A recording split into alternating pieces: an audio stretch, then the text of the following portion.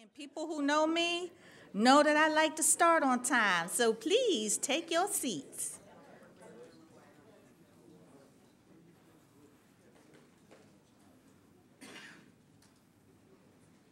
Hey, John, did you like that straight and to the point? See everyone sitting down. I'm with you, Lisa.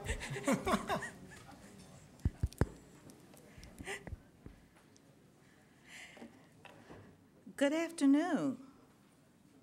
I said good afternoon. Good afternoon. I mean, my goodness, you guys are a sleepy bunch. It's lunchtime.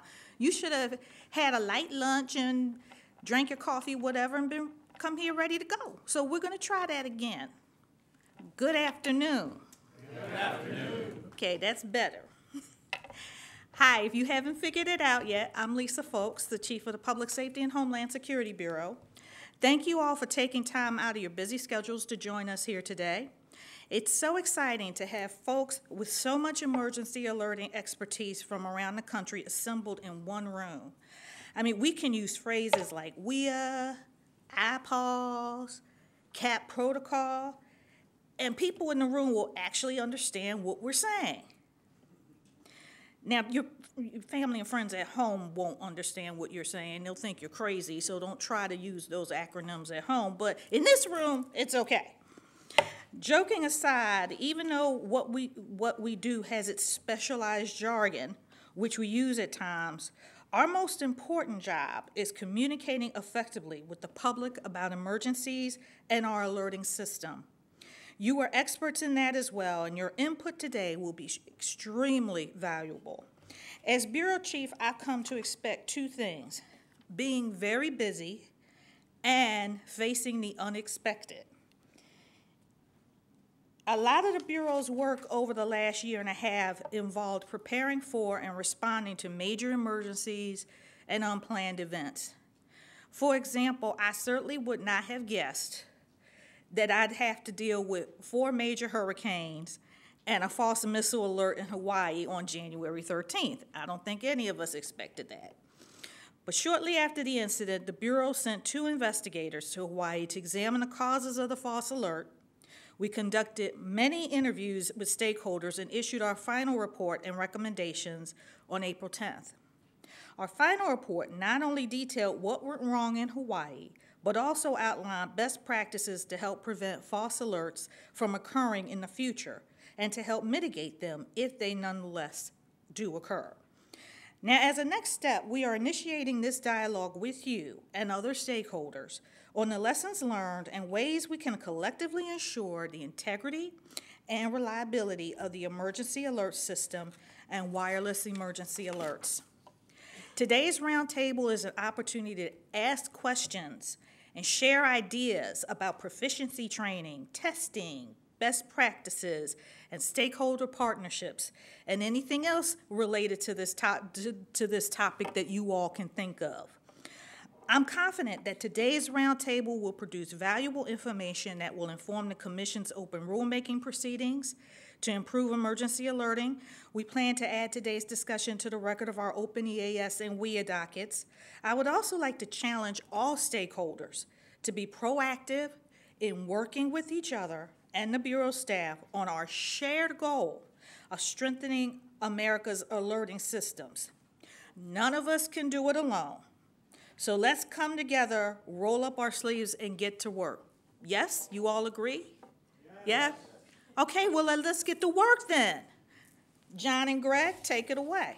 We're about to get started here. Thank you, Chief Folks, for your welcoming remarks. I want to extend a warm welcome to our distinguished panelists, also our audience for coming in, as well as our live online audience that are viewing this event through our FCC website. Before we get started with our first panel, I want to briefly go over today's agenda and a couple of house rules. Regarding our agenda, we will have 2 1.5-hour panels. Each will be moderated by myself, John Ivanoff of the Policy and Licensing Division, and my co-deputy chief, Greg Cook. Hello. Our first panel will focus on best practices for emergency managers and state emergency coordination committees. Our second panel will focus on promoting partnerships between emergency alerting stakeholders, including broadcasters and wireless carriers. Finally, we will conclude our program today with concluding remarks by Nicole McGinnis, Deputy Chief of the Public Safety and Homeland Security Bureau. Regarding House rules, Greg and I will ask each of the panelists a specific question and invite other panelists to comment. Additionally, Greg and I will invite the audience to submit questions to us. We have provided index cards and pens at the very back of the commission meeting room here. Please write down your questions, your name and organization, and hand it off to Kim Anderson, who will be collecting those questions. For those online, you may submit questions through our emergencyalerting@fcc.gov email address. Depending on time constraints, we will try to get to all the online questions and audience questions as well. For the benefit of those viewing online, if you experience any difficulties viewing this event, you should try to refresh your browser and potentially use Google Chrome. Finally, I'd like to let the audience know and our panelists, just a general reminder, we will be entering this roundtable into our open wireless emergency alert docket 1594 and our emergency alert system docket 1591. Finally, I'd like to thank Kim Anderson, Justin Kane, Nellie Fusner, James Wiley, Jeff Jordan, Stephen Balderson, and the CMR staff, as well as Gerard Williams and the sign language interpreters and the captioning team. One final footnote. We do anticipate Chairman Pai to join us shortly at about 1:20, and he will deliver some welcoming remarks as well. In the interim, we will continue with our program. So with that, I'd like to briefly introduce our distinguished panel here. First, I'd like to start with Dennis Bookey. Dennis has over 30 years of experience managing broadcast properties in Alaska, and as the broadcast chair of the Alaska State Emergency Communications Committee, Dennis works very closely with state and local officials on the state EAS, and he has also participated on various FCC panels regarding EAS. In fact, he was here back in 2015, I believe. Welcome back. Thank you. Since 2011, Holly Crawford has led the San Diego County Office of Emergency Services during various emergencies, including the December 2017 Lilac Fire and the May 2014 county fires. Under Holly's leadership, the OES maintains responsibility for alerting and warning the public. Nick Crossley is the director of the Emergency Management and Homeland Security Agency of Hamilton County, Ohio, and currently serves as president of the U.S. chapter of International Association of Emergency Managers.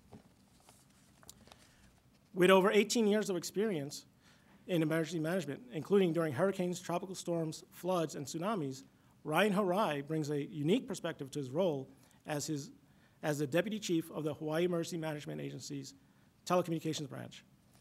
Ryan's portfolio includes Hawaii's EAS and IPAWS program. Chris Leonard is the president of the Hawaii Association of Broadcasters and the president and CEO of New West Broadcasting Corp., which owns 5 radio stations on the island of Hawaii.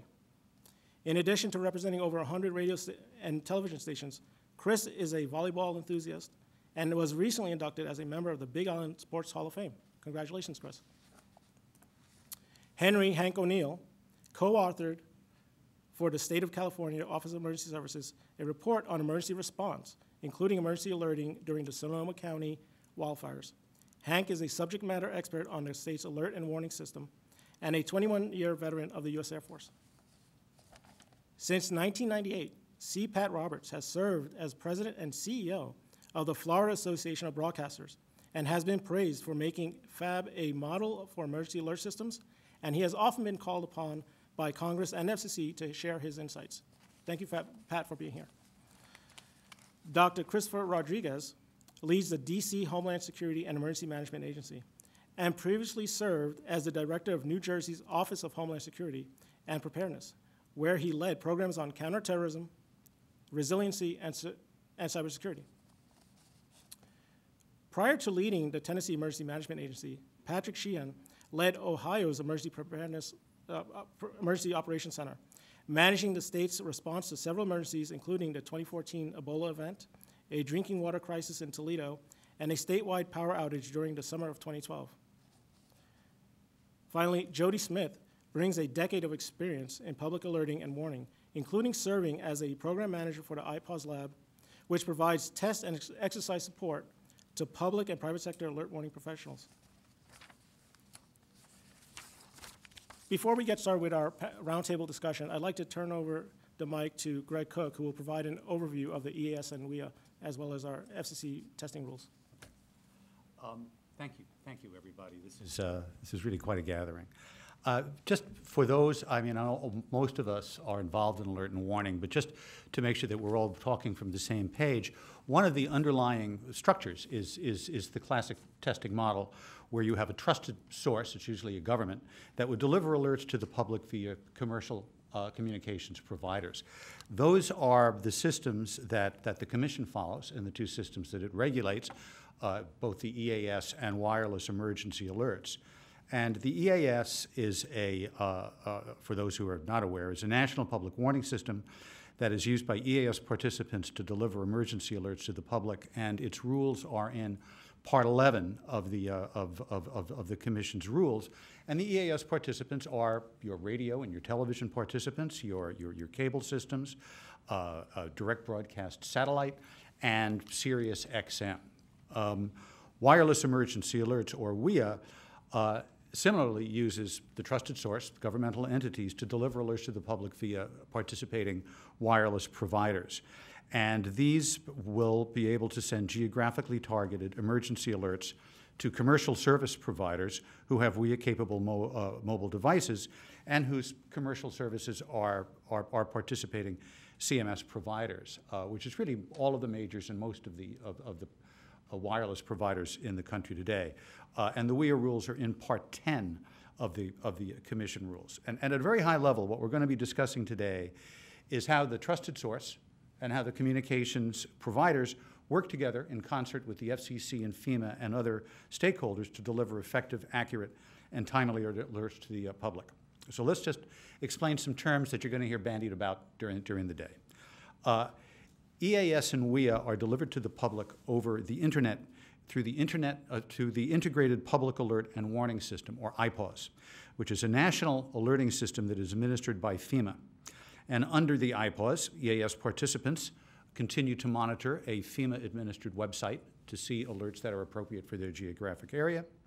And the WEA providers similarly receive alerts through a secure internet-based gateway.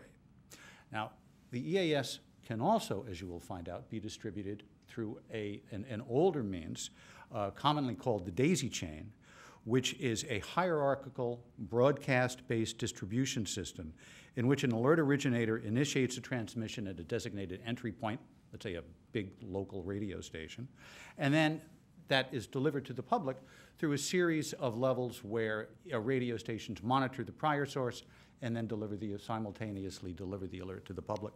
I think probably a great metaphor for that is dominoes, where you flip one, that flips two, that flips three, and on and on and on.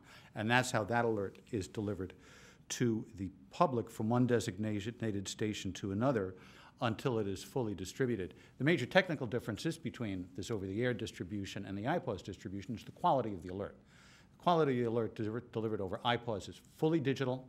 It's written in a protocol that called the Common Alerting Protocol that delivers high-quality digital sound and has the capability of delivering multimedia, sound files, video files, whatever. And because it's IP-based and because it's open-sourced, can be delivered over multiple platforms simultaneously, whether it's cell phones or broadcast radio, television, or cable. The EAS protocol, the daisy chain, is a simpler system where digital content is delivered over the air, so just because of the constraints of doing it over the air, there's less information that can be delivered, and it is subject to the constraints of broadcasting.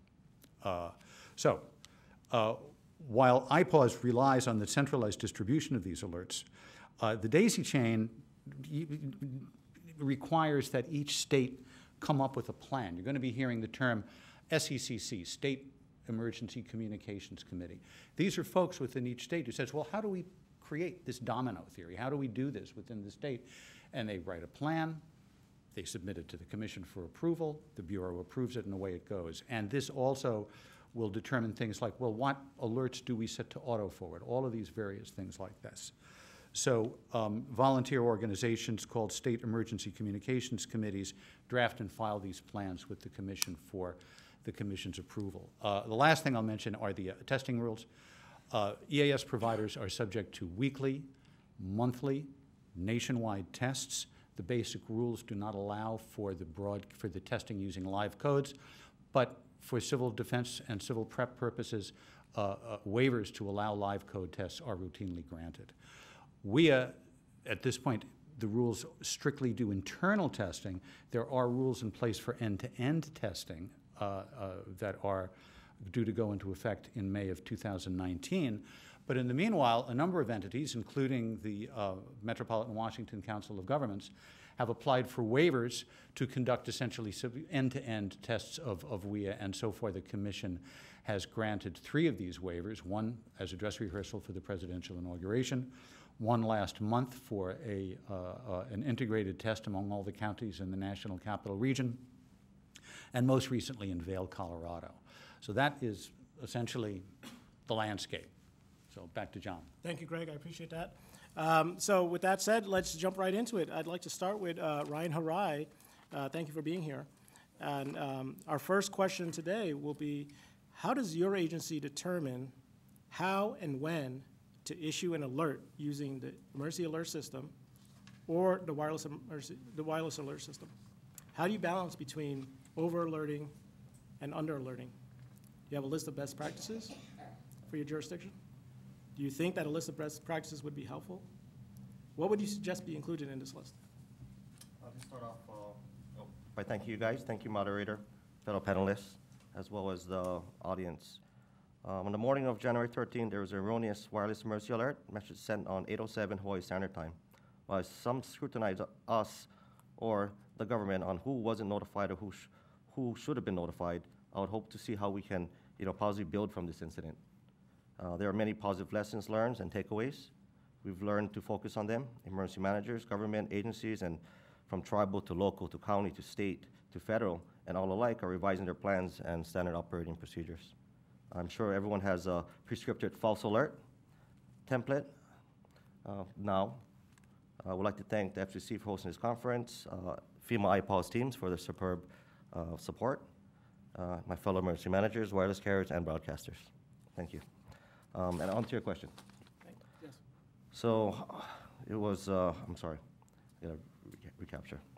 The state of Hawaii and its counties have standard operating procedures to develop trigger points for various authorized EAS and event codes. Example, we have 400 statewide outdoor warning sirens in the state of Hawaii, and if we activate those sirens, our protocol is to issue a wireless emergency alert, or EAS, to supplement that, to notify the public why the sirens are actually going off and to give them instructional information. Let's see, over-alerting, under-alerting. In Hawaii, we determine the balance by weighing the severity of the threat or incident, taking into consideration the chance of escalation.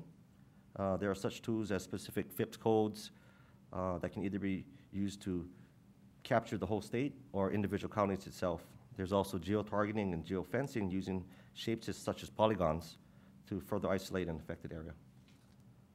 As for pre-filled templates, which can be edited and needed when needed, and certain fields can be set for appropriate parameters such as intervals or descriptions of vehicular or person. This is to ensure alert is issued in a timely fashion. List of best practices that can be useful. I think that best practices should be, a list should be generated, and we can learn from that. We can have a list to include such stuff as success stories, erroneous messages. We learn from our mistakes. State of Hawaii and all the other probably states around the nation have learned that when you make a mistake, we can learn from that. Templates, examples, I don't know if that answered your question. Well, thank you for that, Ryan. And I do understand lessons learned. As a dad, father of 2, I do understand that all the time. So I'd like to turn over to the rest of the panel here. We have a number of emergency managers. I'd like to ask Holly Crawford about best practices and how do you determine when to issue an alert? So a little bit of background about the County of San Diego. We're roughly 4,500 square miles, so about the size of the state of Connecticut.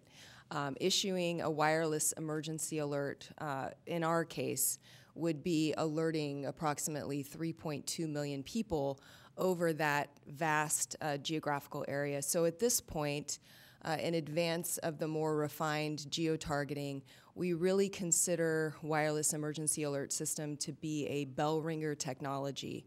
We utilized it in December of 2017 to notify people of a fast-moving wildfire in the northern part of our county, and thought that it worked quite successfully, although I did get calls from 2 neighboring counties saying, stop alerting people in my county about a fire that's not happening here. It did say SD County in our alert, but because of the bleed over and just the wide geographical area, again, we don't take it lightly and don't use it often. It has to be a situation that we feel there are significant property at risk as well as lives at risk in order for us to alert 3.2 million people. In terms of best practices, in our wireless emergency alert in December, we said call 211. 211, we pay, they're a private nonprofit organization, and we pay them during disasters to take public information calls. I firmly believe that referring people to 211 saved 911. We had active rescues in progress during that time, people's lives being saved by first responders. And so rather than overloading 911, instructing people to go to 211, I think was a good decision at that time.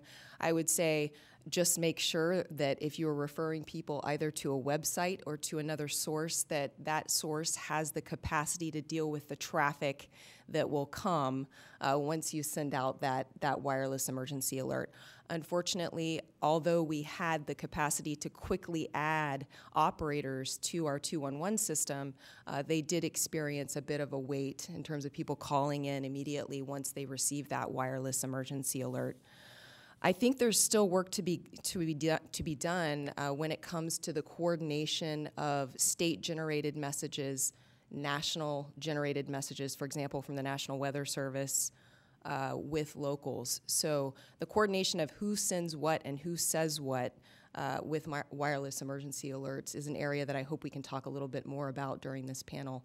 But lastly, I just want to say thank you to John Evanoff for the invite to be here today, and I think that this event in itself is really a step forward and something that we need to do more often, getting local, state, and federal agencies together to talk about best practices with the system.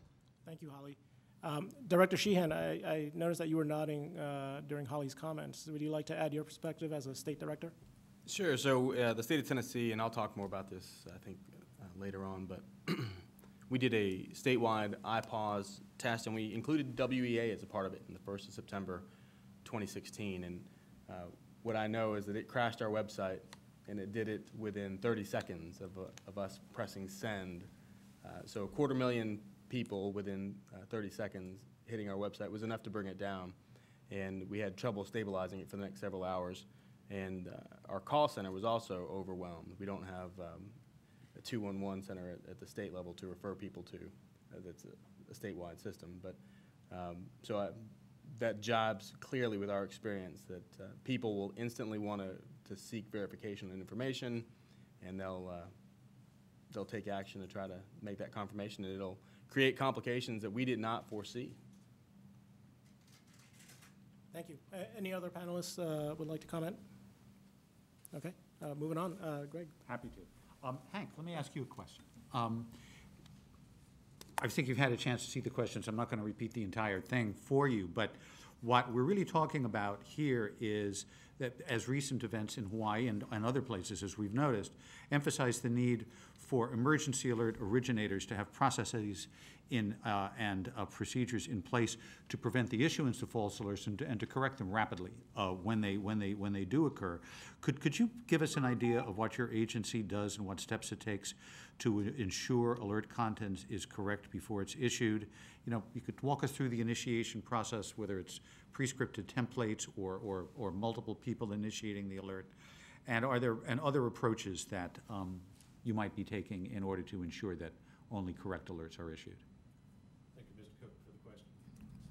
First, I'd like to preface my response with the fact that the state does not issue frequent alerts or warnings, as we trust our operational areas, our counties, to do that on a normal basis. It is in December, we did issue a statewide alert when the entirety of Southern California was under severe red flag conditions. We did pre-coordinate with our operational areas and all the counties to let them know this alert was coming. We reached 12 million people in the affected area. For this reason, there were more checks and double checks than you would otherwise expect in the alert process when you're reaching out to 12 million people. So normally we use a two-person rule to ensure that the message being sent is verified and accurate. And if time permits, if we have the luxury of time, we would provide a more robust review, especially when we're notifying 12 million people. However, at a minimum, we do rely on two people to validate and ensure the message is clear before we send it. Okay, how about testing? How about preparation? You said you just had only sent the one, but in terms of preparing for this, in terms of testing alert initiation software, setting up access controls, and other recommendations that you might have, so that when you do send out that alert, that everything goes according to plan. So we do have a test system. It's completely separate from our active one to prevent false alerts from being sent out. Software and physically separation between the two. We test regularly on that standalone system. You wouldn't know that because they don't get sent out to the public. I think what was the other part of the question? No, I think you pretty much covered it. That because I wanted to check about software and then just to see what your normal and how do you train your folks for that? We have training on the test system. They go through all the motions. They follow our plan, which is most important. And before they can actually send an alert, they'll get signed off that they meet all the criteria and the capability to send an effective alert. Okay, thank you. I think our chairman has arrived. So if we can take a short break, if it's timely, sir. Okay, that's fine. Well, then, look, then let's, anybody else on the panel who would be interested in talking about testing procedures, whether it's software generated or training of staff to ensure that only correct alerts go out and false alerts can be quickly remedied. I will, please, Polly, thank you. The County of San Diego has 8 staff duty officers, so those are emergency managers who are trained in alert and warning systems. We have our mass notification system that is our localized mass notification system. We get both listed and unlisted landline numbers from the phone company. And then it's an opt-in system. People can register their mobile phones. That has approximately 525,000 mobile phone numbers in it. And then we have WEA. And our staff duty officers, so 8 people in my office, there's always someone on duty. So 24 hours a day, 365 days a year.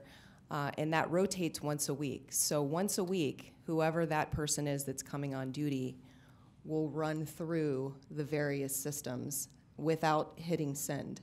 So it's a training every time they're coming on duty as staff duty officer in initiating quickly a public alert and warning through both our localized mass notification system as well as wireless emergency alerts. And then the EAS system is tested once a month. We do have a standard operating procedure that I'm happy to share with anyone who contacts me, but in writing, that walks the staff duty officer through how to initiate a wireless emergency alert. And it also comes with the hazards that we're susceptible to in San Diego County and pre-scripted 90-character potential WEA messages that can be tailored given the particular situation at the time. Thank you. Nick, would you mind, I would just be curious to see if you have, on sort of a general level, as having an organization of emergency managers, whether this has some general application that you might think appropriate. Of course, it's completely applicable. So what Holly's describing is very similar, if not the same. Her jurisdiction is EMAP accredited, Emergency Management Accreditation Program accredited, so a lot of the procedures she's documenting are national standards. And so we have those, and then we also add our dispatch center as another 24-hour point that can originate messages with approval. So I think that it's completely applicable.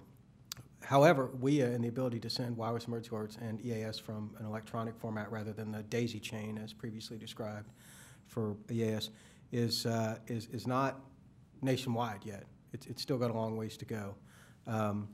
So I think from a best practices, I think that both FEMA as well as our peers could do more to share their procedures.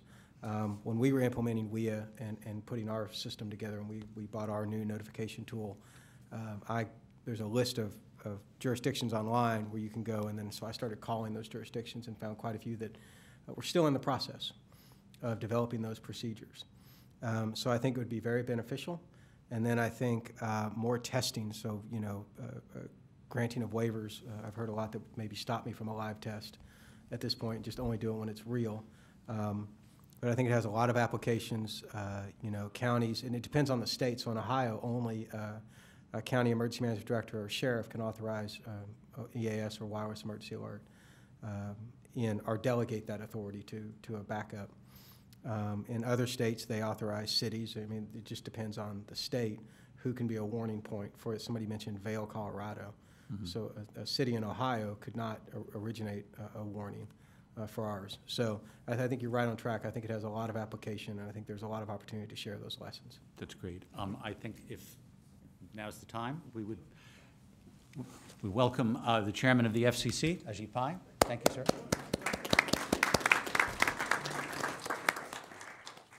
Thanks so much. Sorry for interrupting, but it was useful to get some of that feedback. And I think, as Nick was just putting it, there's a long way to go. I think that's ultimately how we see the current state of WEA and EAS.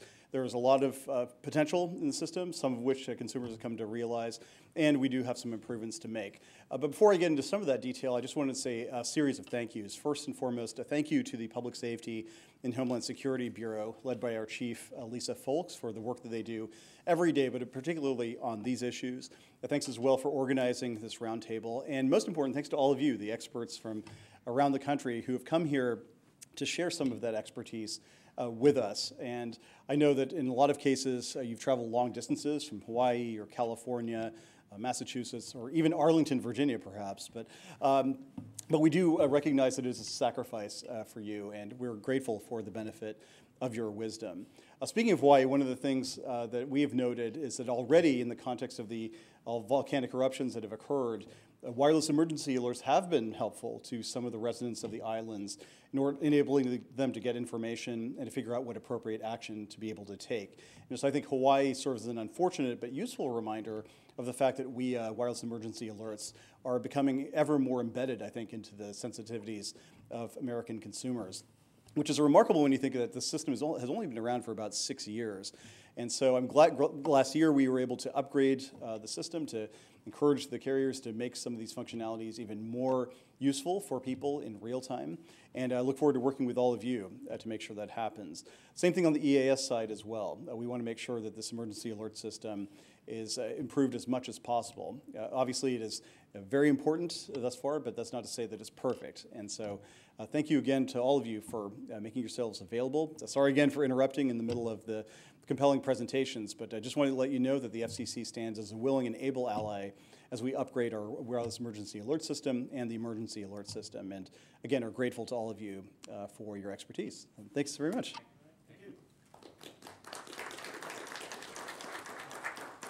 Thank you, Chairman Pai. Before we get started, this is a conversation. So if one of you wants to dive in and respond, you don't have to wait for a cue from us. I mean, I'm sure everybody has a lot of opinions about what's going on here, and I think we would invite that kind of spontaneity in order to really develop the kind of dialogue we hope we can develop in this meeting. Maybe not too spontaneous, though. Well, we only have an hour, but nonetheless. Okay. So if anybody wanted to talk a little, just to respond to that last question in terms of what you know, that. On how to prevent false alert Yeah, from going out. yeah, on just experience in these, and, you know, I'm looking at the end of the table there and thinking here are two people who might have something interesting to say about that, so. Certainly, I think it's critical that we understand that best practices in these situations are essential for preventing what I think was one of the greatest costs of our missile issue in Hawaii was the loss of credibility in the system. We have information that's being delivered from a trusted source to the public, and as I've said previously, at its most basic level, broadcasters need to know that that message has been thoroughly authenticated and vetted, and emergency managers need to know once it's sent to us that that message will be distributed accordingly as is indicated in our state plans. The loss of credibility on that day was significant.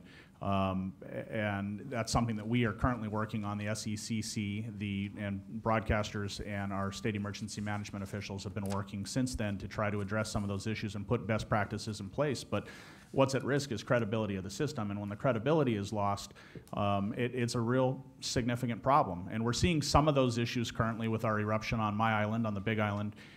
Currently, as the chairman pointed out, there have been a number of WEA alerts issued. I think there's also a necessity for coordination between WEA alerts and EAS alerts. When that tone goes out, we've had 5, I believe it was, Ryan, is what you said, that 7 now that have been issued. 1 EAS message that went out at about the same time, but one was an immediate evacuation notice, and the intent was to geo-target the area that was being impacted, but as soon as that tone goes out, our phones ring off the hook, and we don't have that information in our broadcast facilities. We've been training our consumers, our listeners, and our viewers to tune into your radio and television stations when these things happen, and the WEA alert does have some significant limitations. I believe Ms. Crawford had mentioned that WEA is a great bell ringer, and I think that's pretty appropriate. It gets their attention, but they're looking for more detailed information, and it's also critical that those best practices address perhaps better coordination between WEA and EAS to make sure that all of those stakeholders understand what is happening and where do you go. I see Dennis shaking his head, nodding yes. Would you like to continue on that? Well, Chris is dead right where you take a hit of credibility. It just happened to us on Friday, but hopefully we can rebuild that. We do an annual test with a live code test of the tsunami because it's so critical where I live. So we're going to be busting our buns to make sure everything goes as well as possible when we do that again in March. But you have to rebuild it. That's all we can do. We can't go on to another system. When, just to do, oh, please, Patrick, were you about to? I'd like to just chime in here. So we lose credibility when things don't go right, when there's false alarms or when something doesn't happen. But there's benefit to it, too. So one, every time we're touching these systems, there is a risk. There's a risk that we don't get the message right. There's a risk that it's not received properly. There's a risk that something fails. There's risk every time we do it. There's a risk for confusion.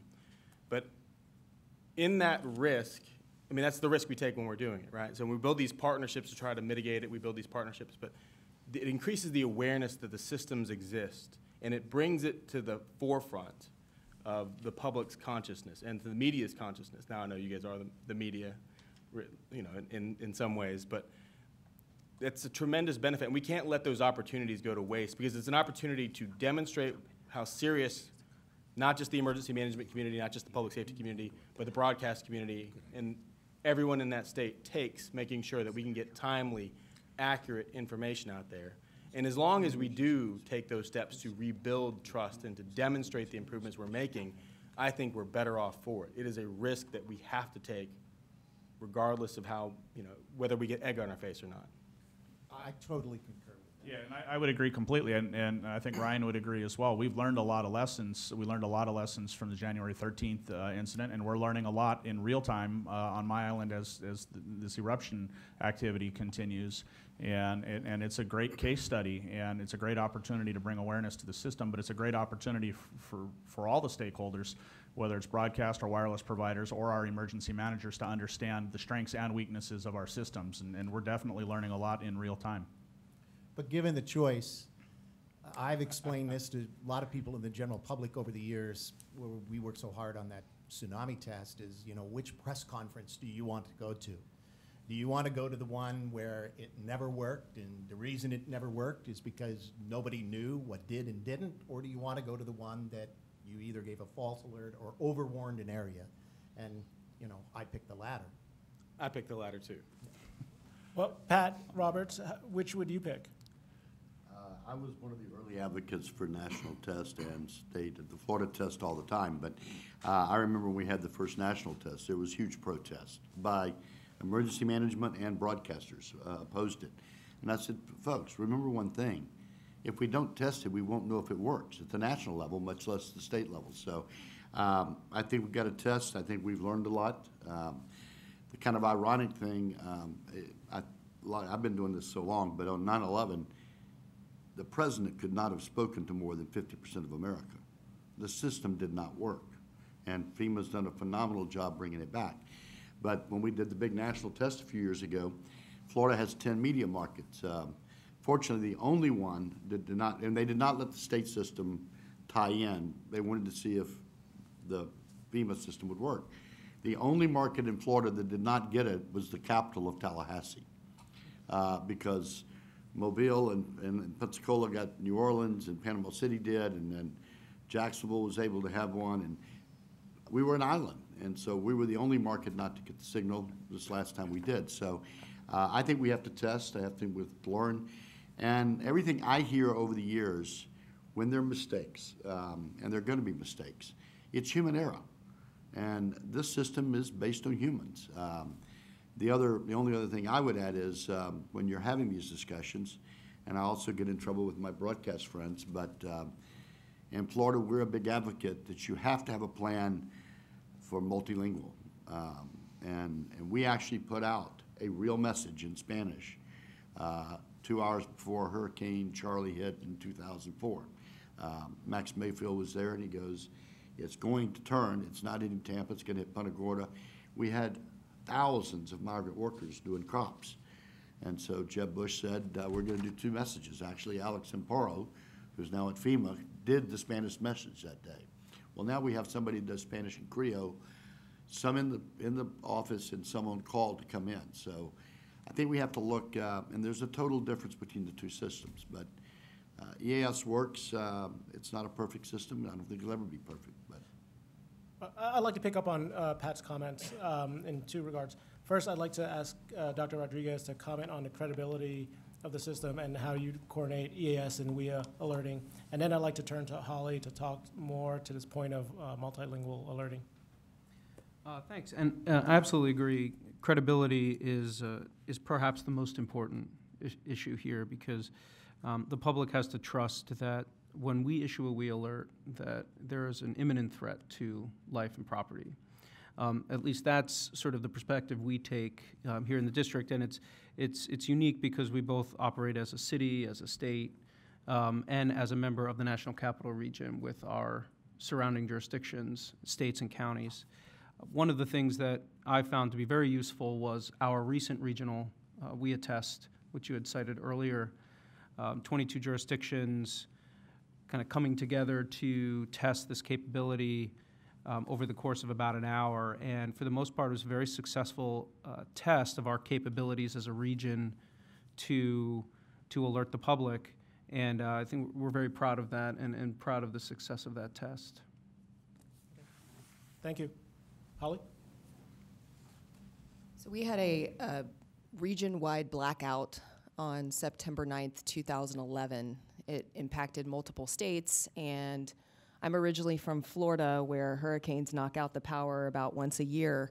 But in San Diego, we don't go without power very often. And so as a result of that, we noticed that the next day, there were a number of Somali families who showed up to school, not knowing that schools were closed.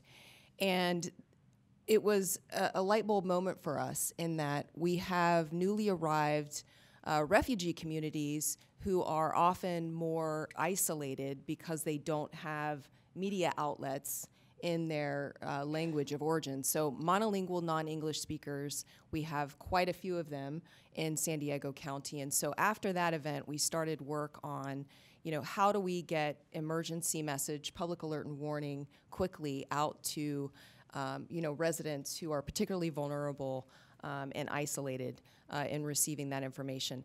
And looked at best practices around the country and modeled our program really after Centers for Disease Control, who recommended a partner relay system. So we have about 300 houses of worship, community-based organizations, refugee resettlement agencies who have partnered with us to receive information, translate it, put it onto a social media type sharing site, and then distribute it on their social media networks. We have literal partner relays with phone trees where they call each other, particularly in the farm worker migrant camps. But we have a whole system set up with, again, over 300 partners that we've worked with in that regard. We also have a Spanish website, Spanish Twitter account that we update with information. During the 2007 fires in San Diego County, there were 515,000 people evacuated, so over half a million people.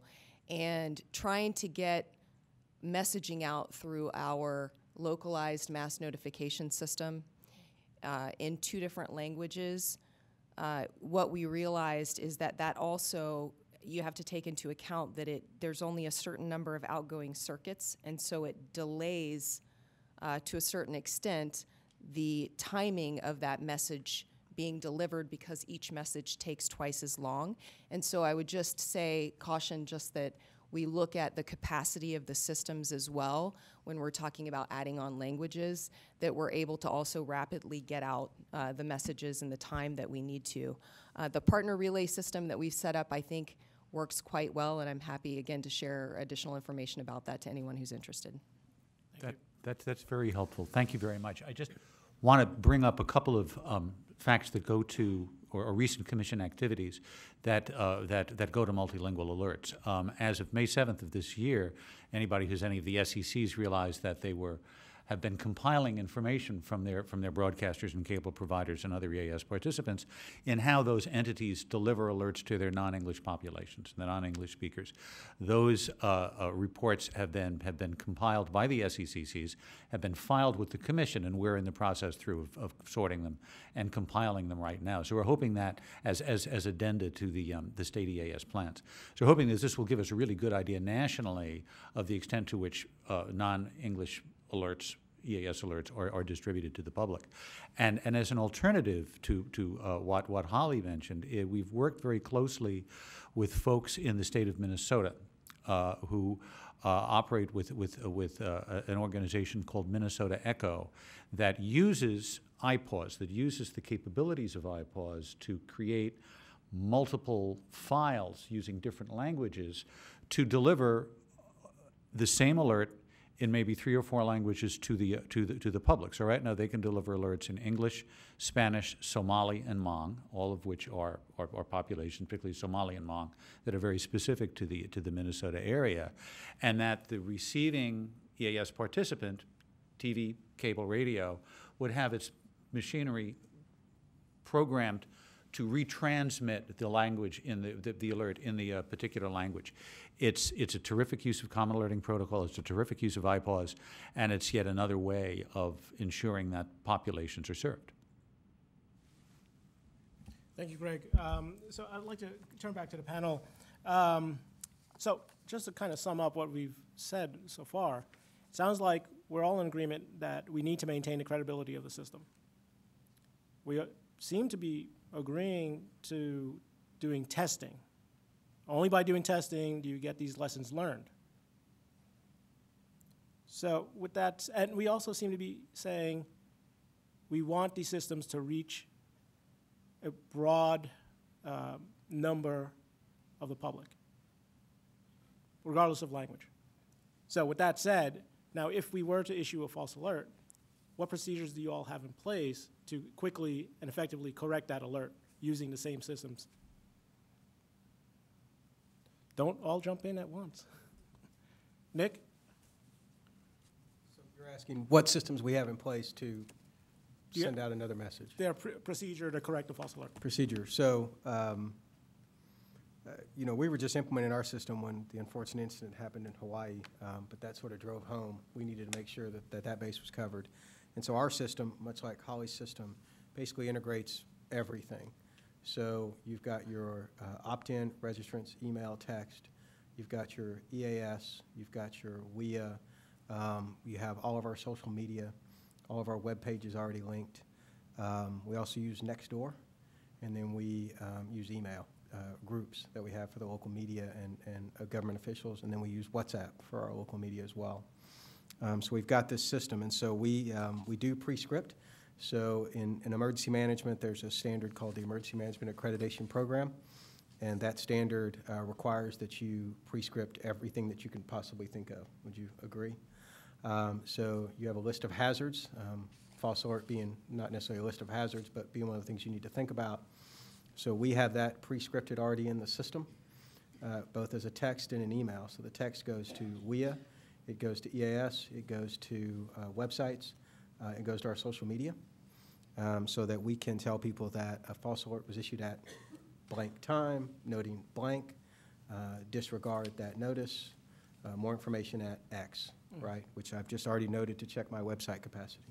And so we've got that system in place, and it's critical because, again, the gentleman down here mentioned that, and I think Patrick mentioned as well, these systems are electronics, and they're also run by people. And both of them can have points of failure. Both of them can have glitches, malfunction, if you will. And so, and we've had that problem as well. And so you quickly have to use all the avenues available to get the message out. And when we had a malfunction of our system with a flood warning, so we have lots of flood stuff where I'm from, so it doesn't alarm people terribly. We quickly had to put out a message to our local communities, and I have 49 of them. We quickly had to put out a message to the local media and our social media, and we did it in about half an hour, 40 minutes. But it's since been pre-scripted. And so looking at your list of questions, I don't know if you want me to delve into that or. Go for it. In our system, so we have, Ohio only authorizes myself or the sheriff to authorize messages. However, I can delegate. I just have to accept responsibility for that delegation. And so I've authorized the head of the communications center as well as my assistant director. And so our process is to receive the request from a local community, then call back and verify that physically, that we weren't spoofed, because again, anything can be spoofed, radio transmission, text, email, even a voice. And then that person then calls myself or one of the other people that are authorized to authorize the message, read it back. We have our criteria that was developed by IPAWS that we use, which is some thought you need to put to, do you use WEA, do you not use WEA, do you have another avenue to use it, how life-threatening is it, is there property at risk, that kind of thing. And then we authorize that message. But then we document what was the situation, and again, in my line of work, in our line of work, you make the decision you make at the time that you have to make it with the information that you have at the time that you have it. And that's all you can do. And then, as Patrick mentioned, you take your lumps, because there will always be criticism that you did too much, did too little. And then we have that process in place both for the originating message as also if there happens to be a false alert. And a false alert can come from national systems as well. There was recently a tsunami message that was misread by a private company. And so that, but that impacts us. So then we have to figure out how do we send out a message saying there is no tsunami, or there is no tornado or whatever it might be. So we have to be prepared to receive that, analyze it quickly, and get the message out as soon as possible. The challenge we're always going to face with putting out a mea culpa, if you will, that a mistake went out, regardless of who did it. Mm-hmm. As a local government, we're still the first person they're going to come to of why did you send that message. But the challenge is going to be it doesn't turn around like that, right? You have to take it, you have to process it. Generally, all of us have double checks in our system where you have to call somebody and say, we need to analyze this, and then that generally falls to one of us, actually several of my peers here at the table, to make that decision, and that could take 10, 15, 20 minutes to be able to send that out. And so that's why you have the, as Holly said, and we have the same thing, the duty officer training, the reiteration of that training. We do use the demo environment that IPAWS provides, so that it's a demo license and a live license, so they're very clearly marked in the system. And then you're constantly reiterating that both with your primary duty officers as well as your backup, such as our comm center, that can send those messages. And again, our system is set up to go right back over the same systems we set it up if we feel we need to. And we also have reverse 911. I probably wouldn't recall 100,000 people. That might be the one I might not do, depending on what kind of message went out.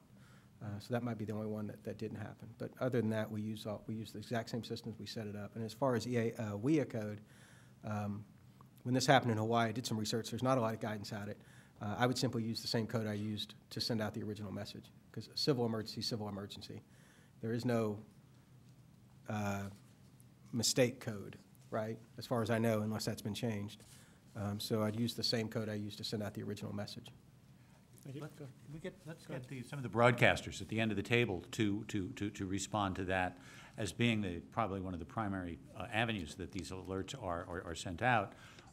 What would you look upon as ideal procedures, and to the extent procedures exist, how well are they working for you? Well, and I think that's the key point. You asked about systems initially. The system's in place. In Hawaii, the same system that we used to alarm 1.4 million residents and 200,000 visitors, the EAS system and the WEA system worked. It did its job. It reached a large majority of the population immediately. That same system could have been used to reach back out to that constituency. Procedures, I think, is where we fell short, that we didn't have the procedure to do that. And I've brought this up a few times.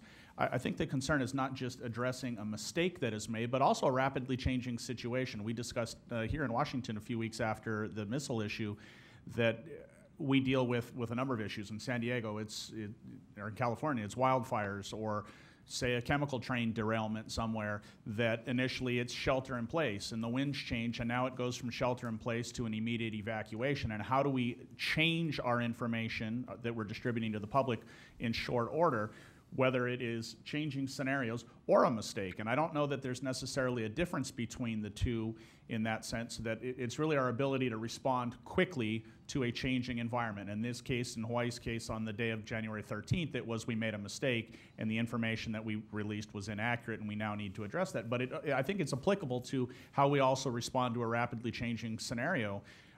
You were talking about how long it was taking to process that information, and if it's 15, 20 minutes, in the case of a missile attack, it's a 15-minute window for us in Hawaii, and probably about the same for Alaska. We don't have 15 or 20 minutes to process that information to address that. We've got to be able to get that information out quickly, and I think that's something that procedurally needs to be addressed. The underlying technology is there. The underlying technology worked very well on that day. That's why it created as much widespread panic as it did. And I think that's critical, that this is probably more of a procedural issue than it is a technical issue. The Hawaii incident has certainly brought to attention for us in Alaska. Our state plan does not have a procedure for a false alert.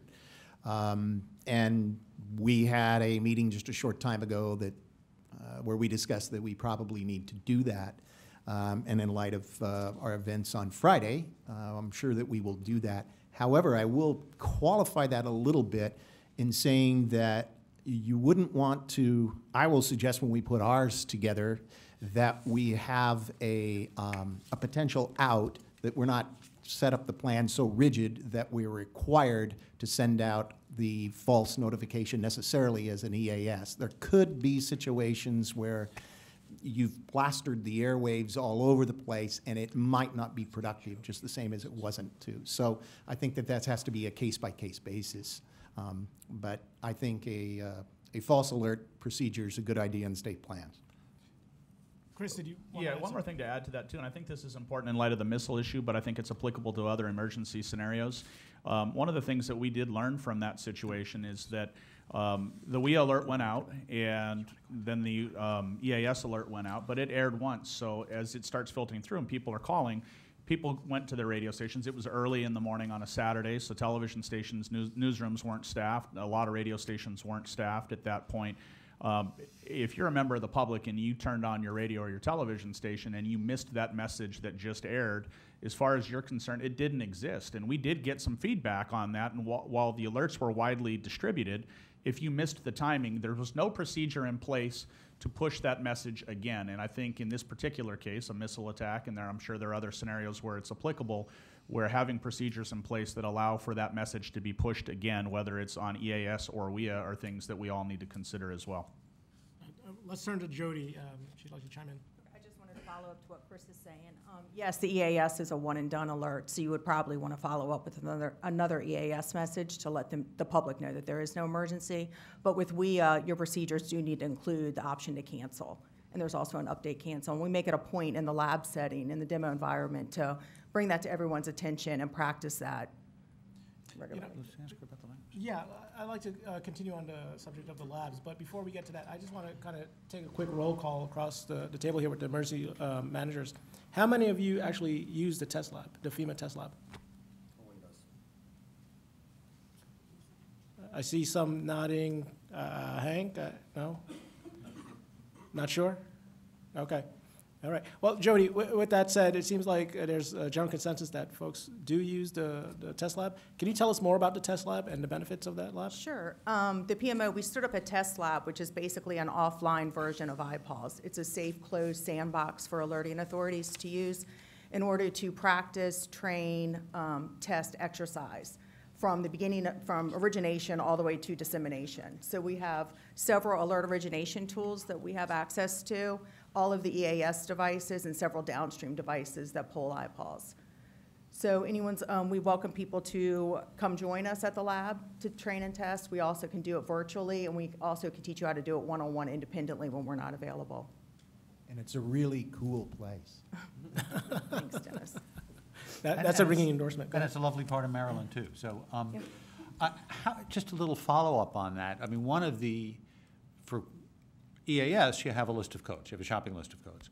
But for WEA, unless it's an AMBER or a presidential alert, it's an imminent threat, which is a technical definition, which really depends a lot on the judgment of the alert initiator. How was your experience in terms of training folks in the test lab, coming up with what and what is not an imminent threat? And I'm curious to get from other folks on the panel how they perceive that as a benchmark for defining an alert.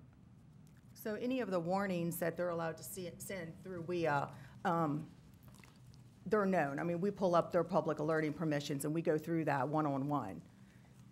And they're aware of what they're allowed to send. That's part of developing appropriate standard operating procedures. Everyone should be aware of what they can send, when they're going to send it, the criteria of when they're going to send it, and even down to expiration time. We learned that a lot of people come to the lab and they don't have standard operating procedures in place, or they do, but it doesn't include IPAWS, specifically WEA. We're there to run through these procedures with you, step by step, to see you can assess your procedures and improve them, find gaps, or we're even there to develop procedures if you don't have any in place. Okay. Anybody else to talk about imminent threat and how one determines what and what is not an imminent threat?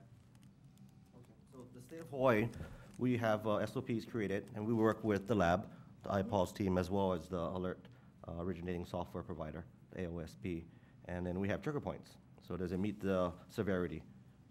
Does this threat or incident require EAS? Does it require EAS and a WEA? So we make that determination. But at the end of the day, we train our users, whether it be the county warning points or the county EOCs, that it's their discretion and they make the decision. We're the state, at the state of Hawaii. We oversee the IPAWS program, but we allow them to use it freely. Okay. Do you want to do a couple of questions? Sure. Before we get to this one. Which one shall we do? Okay. So in light of the recent live WEA test in the National Capital Region, I wanted to direct this online question to Dr. Rodriguez. What steps can agencies take to maximize customer participation in a test, and can it, in the opt-in system, and can it be opt-out? One of the successes of the regional test that we just had was a mechanism for customer feedback, and we actually got, I believe it was over 20,000 replies to the WEA tests that we did regionally, all with most of the concerns were that they either didn't receive it or their carrier, there were problems with their carriers. But in the overwhelming majority of the responses, they appreciated the test. And we had done with the region a pretty concerted public outreach and messaging campaign before the test on all the local networks, all our social media outlets, to make sure that when the public did see that there was a WEA, or they heard that sound, they knew that it wasn't a real emergency. So we had a very positive feedback to that regional test. Yeah. I'd like to follow up quickly on this point about social media. How many of you emergency managers actually use social media to supplement your testing? Oh, I see Chris raised his hand, of course. Anyone else? Ryan, can you talk about what you all do in Hawaii? Sure, we use Facebook as well as Twitter to supplement our message. Dig into that a little bit. Do you have, I know that, and Jody, you can speak to this as well, I know that for IPAWS, there's a public feed that is available to social media, that social media to a greater or lesser degree uses. Is that something you take advantage of, or do you initiate your own tweets and Facebook postings? For the state of Hawaii, we have our own accounts. Okay. And that's run by our Public Information Office. Okay. All right, anybody else on that to use either the public feed or initiate their own account on social media? Is the question about do we utilize social media in the testing of WEA, or do we utilize social media to reinforce our protective action recommendations or our public alert and warning Probably messaging? The latter.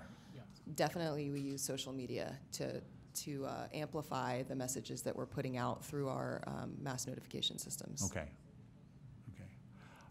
Maybe dive back to a question we had when we were talking about false alerts, which I'd be curious to get really from anybody, but Patrick, I'm looking at you, so let me also start with you.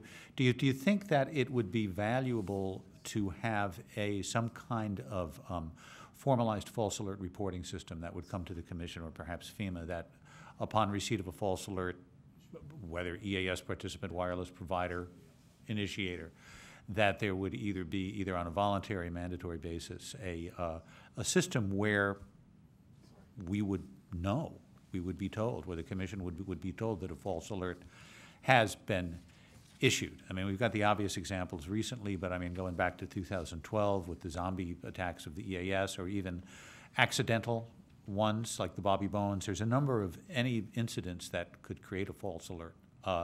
Should there be a reporting system for those? So I don't think it should be limited to false alerts. I think we need a system of every time that we use IPAWS and WEA that we're capturing that it's been used, and to what extent and what jurisdictions, and capturing if it was accurate or false, and capturing in that at least a caption of what corrective actions could be taken, because every time we do anything, every time we touch anything, there are improvements to be made, and we're not doing a great job, I don't think, of sharing that organizational intelligence across all of us who have a stake in making sure that the system works, we can improve the credibility. So whether it's on the broadcast side, on the emergency management agency side, the state side, or local side, I think we need to be capturing every time, every instance this system's used. And if it was a false alert, we need to capture that as just a single data characteristic and what corrective actions were taken, and perhaps there, without diving deep, explaining why, so that we can share better that organizational intelligence. Because every time one of us touches this system, that's experience that can be gained and diffused across the emergency management and homeland security and broadcast enterprises. Well, let me follow up with Jody on that. I mean, we're always bothering Al Kenyon, one of your colleagues, on, well, we heard about this WEA, can you give us the details on that? And he's been very cooperative about it. But I mean, how much does IPAWS capture the information that Patrick's talking about? We've recently talked about this internally, about having access to see all of the alerts that are out there that have gone through the system. It would be beneficial, we know, to all of you, also to us internally. Yes, we can look at our servers right now and see what has been sent. Going on what you just said, Patrick, we're also in the process of setting up a max.gov, which is going to be a peer-to-peer sharing site where you'll be able to, as emergency management, share experiences and probably gain information from each other, which we have found has been very helpful. But I'm hoping that to be available very soon. I'll just add to that. I think with what Patrick said, making the goal sharing, I think that's a great idea. Understand when a false alert happens, I mean, my state has a very long-term and deep relationship with this bureau, with FEMA. We're on first-name basis. So we're going to make communication and say, hey, here's what just transpired. So a couple of qualifications. I wouldn't want any kind of burden on the broadcasters because they really didn't have anything to do with the false alert. And remember, everybody remember that our state people, our government people are going to be very involved in producing after-action reports, but we can learn a heck of a lot from them. Just reading the one that the FCC produced in reference to Hawaii was very valuable, I think. So as long as the goal is to share and gain from that, I think it's a good idea. Holly, did you have I was just going to say, not just sharing, but also coordinating. So if there is, for example, in my community, well, anywhere, if there's a tsunami warning, so there's no tsunami watch or tsunami advisory, but it goes immediately to a warning because of a near source earthquake. National Weather Service automatically generates a wireless emergency alert that will go out in our county. And so that has direct impacts on me as the lead emergency manager. But I don't necessarily have any advance warning that that's going out. That could also be the case, although I think there's some conversation now about who generates the incoming missile message. I heard on the radio FEMA representatives say that was a local responsibility, and I think, well, that was news to me. So, so if these messages are generated at the federal level that have local implication, our ability to see that and know what was said, and so that we can deal with the impacts. So it's not just for a sharing of information, but to be prepared to deal with the impacts of what exactly that message, that message contained. That makes sense if you're talking about IPAWS, because IPAWS just technically acts as an aggregator and you get your list, however.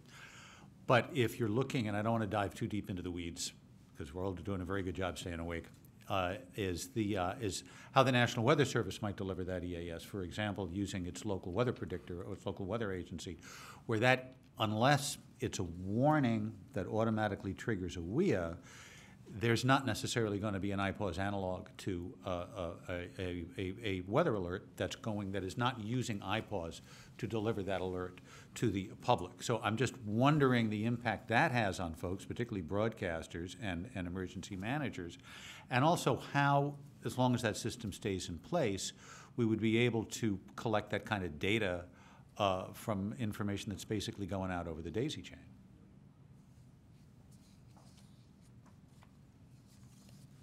You're thinking, Dennis, so can you express your thoughts? Well, so what are you specifically asking, Greg? Well, we talked about collecting information. We talked about collecting the information, like whether it's false alerts or all alerts. And I'm thinking, well, the one that's going to be very difficult to collect is triggerings off the daisy chain. And the folks who are probably generating the vast amount of those daisy chain alerts is the National Weather Service. So how do we deal with that issue? It's extremely complex and time-consuming. We had an actual tsunami alert in January. It was the real deal, and some stuff went great, others went okay. We didn't have any areas that weren't warned, but not all the warnings made it through. So you have to do this forensic of literally finding, what I have to do is find every engineer in the state who's got to log into an NDEC and tell me what he got. And that's the only way I know how to do it and dissect what happened. And then I work with the forecasts office. There's 3 of them in our state. And okay, what'd you send out? How was it formatted? Here's how it was received. It's a big, big project. Now, is that something that the emergency managers are even mostly aware of? And if so, how do you deal with it? So I would say, yeah, we're probably all aware of it, but we don't deal with it. It's not in our jurisdiction. So we rely on them as partners, but you know, I trust in Tennessee, the Tennessee Association of Broadcasters are wonderful partners. They work with the National Weather Service. Yeah, WIT's awesome. And so they work with the Tennessee Emergency Management Agency, our local partners, and the National Weather Service. And it's between the National Weather Service and the Tennessee Association of Broadcasters. And other than a broad awareness, it's not something that we're deeply engaged in, the weather alerting. Ryan, did you want to comment? So for the state of Hawaii, it's a little bit different. We work very closely with the broadcasters, with Chris down there, as well as the other broadcasters, TV, radio, local. And we also work directly with the Weather Service. So when there is an incident, we're calling up the station engineers from the radio and from the TVs, and they're like, hey, did you get that message? But it is a very long, intensive process, just like Dennis said. Yeah, absolutely. It's tedious. I mean, we worked on a report for you guys after the missile issue, just trying to get a grasp of which codes were transmitted and when, and that's for a single alert. So if you add into that the numbers that come through from the National Weather Service, it would be challenging to be able to compile that report. And at this point, it's a manual process. I don't know that there's another way to do that. The National Weather Service needs to be part of this dialogue because they really are in an island by themselves. And from the broadcast side, we get more complaints about alerts they set off than anybody. And not that they're wrong, but they're doing a thunderstorm for Tampa Bay and they set off 9 counties. Well, the storm's going to hit 1 county. So we get more calls to the stations complaining and upset. We actually sat and met with them. It's gotten much better. They now only do tornadoes. They don't do thunderstorms. But, you know, we had a year where Tampa's weather thing did over 300 alerts.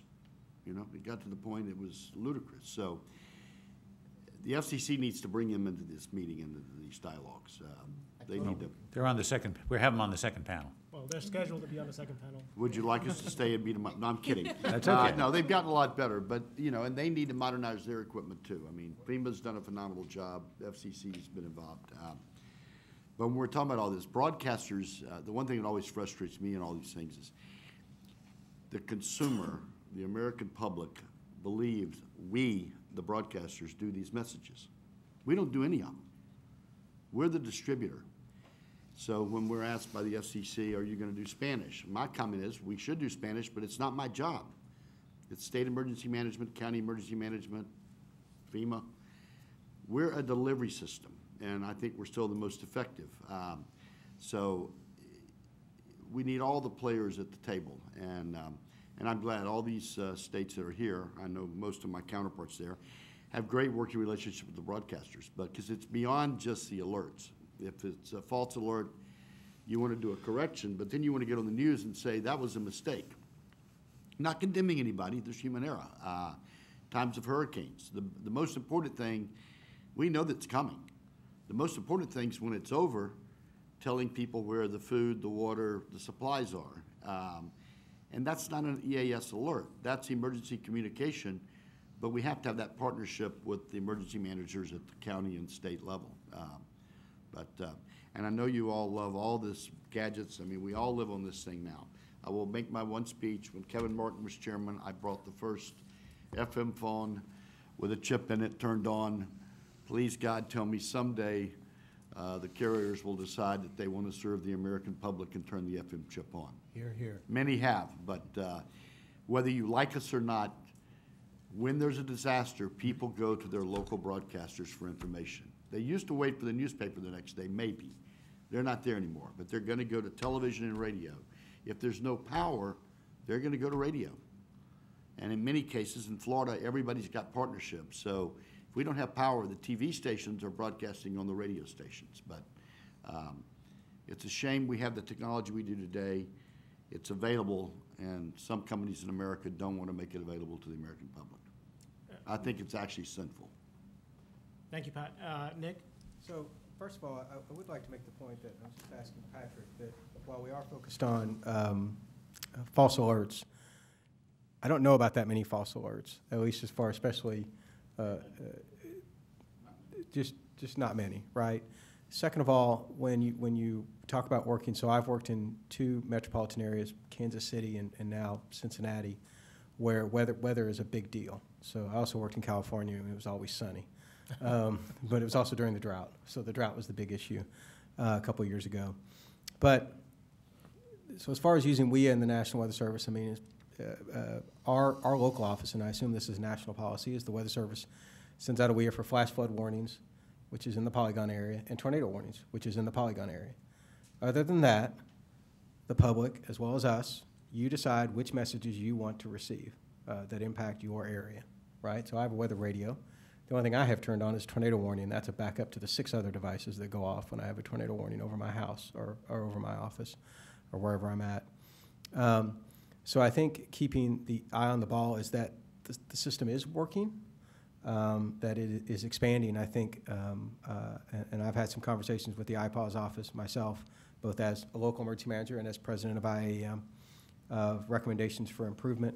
But it's what I have stated over and over again is that wireless emergency alerts, as long as you, the FCC, and I'll just say it, enforces the November 19 requirement that the system improve from a cell phone carrier perspective, it's the future.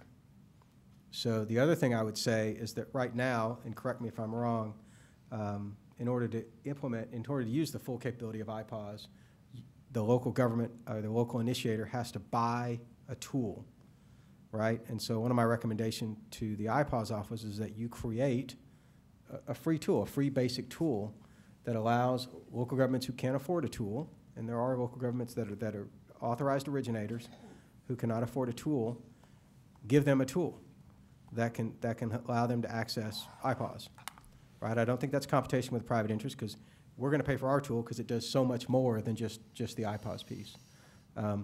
So focusing on the fact that the false alerts have been few. Usually they're either technological or a man-made mistake, so to speak, and that really the system is working and continues to improve. And I think part of that is also the systems we do have need to be funded adequately. So if you're going to say IPAWS is the future, then Congress needs to fund it. If we are going to depend on the National Weather Service, Congress needs to fund them. And then I think our job and your job and others' job is to support them in that mission. So I applaud your oversight and encouragement of improving, which I think is the tenor of these hearings. And I applaud the people you've brought here to bring that home. And then I just want to say that Holly pointed out to me that there is a way in IPAWS to send out, perhaps not use the same code, but there is, as you drill down, you can send it all clear and then formulate your message within that code. And so, but I'm learning things as I sit here and I watch Patrick furiously scribbling here and my other peers scribbling here. We will always continue to learn and always continue to improve those systems. But I don't want to focus on the thought maybe that there's a lot of false alarms out there because there really aren't. Considering the number of alerts that are sent annually for weather, as I was telling a congressional committee member this morning, anytime you turn on the Today Show now, they tell you how many people are under threat of severe weather on any given day, 365 days a year. And it could be 40, 50, 60, 70, 80 million people. Today, there may be over 80 million people under threat of severe weather. So that's where I think you should, let's maybe reiterate that. Thank you. Let me follow up on that, because if we're talking not about false alerts, but about effective delivery of alerts, one of the issues that the Commission has dealt with recently is the issuance of the state EAS plans that the SECCs produce and have been produced for many years. And the Commission is moving from a paper-based system to an online-based system that is going to have particular elements in it. And so I want to direct this initially to Pat and Dennis and Chris, is that do you think that this is enough? Do you think that these plans, as set forth in the recent order, should have more elements? For example, would you need to have the elements that would go to live code tests or procedures for reporting or the correcting false alerts? And then one of the particular issues that I think came up in Hawaii is setting a list of codes that should be set to auto-forward. You know, for example, you wouldn't do a tsunami alert in Ohio, but then again, you wouldn't necessarily do a tornado alert in northern Maine. So how valuable, so let's just talk a little bit about the order and what elements might be suggested to go in it going down the line. I would agree that there's very few false tests. Matter of fact, probably the largest number of false tests I hear about. In Florida, we have a very unique system for Amber Alert. We do not let local law enforcement do Amber Alerts.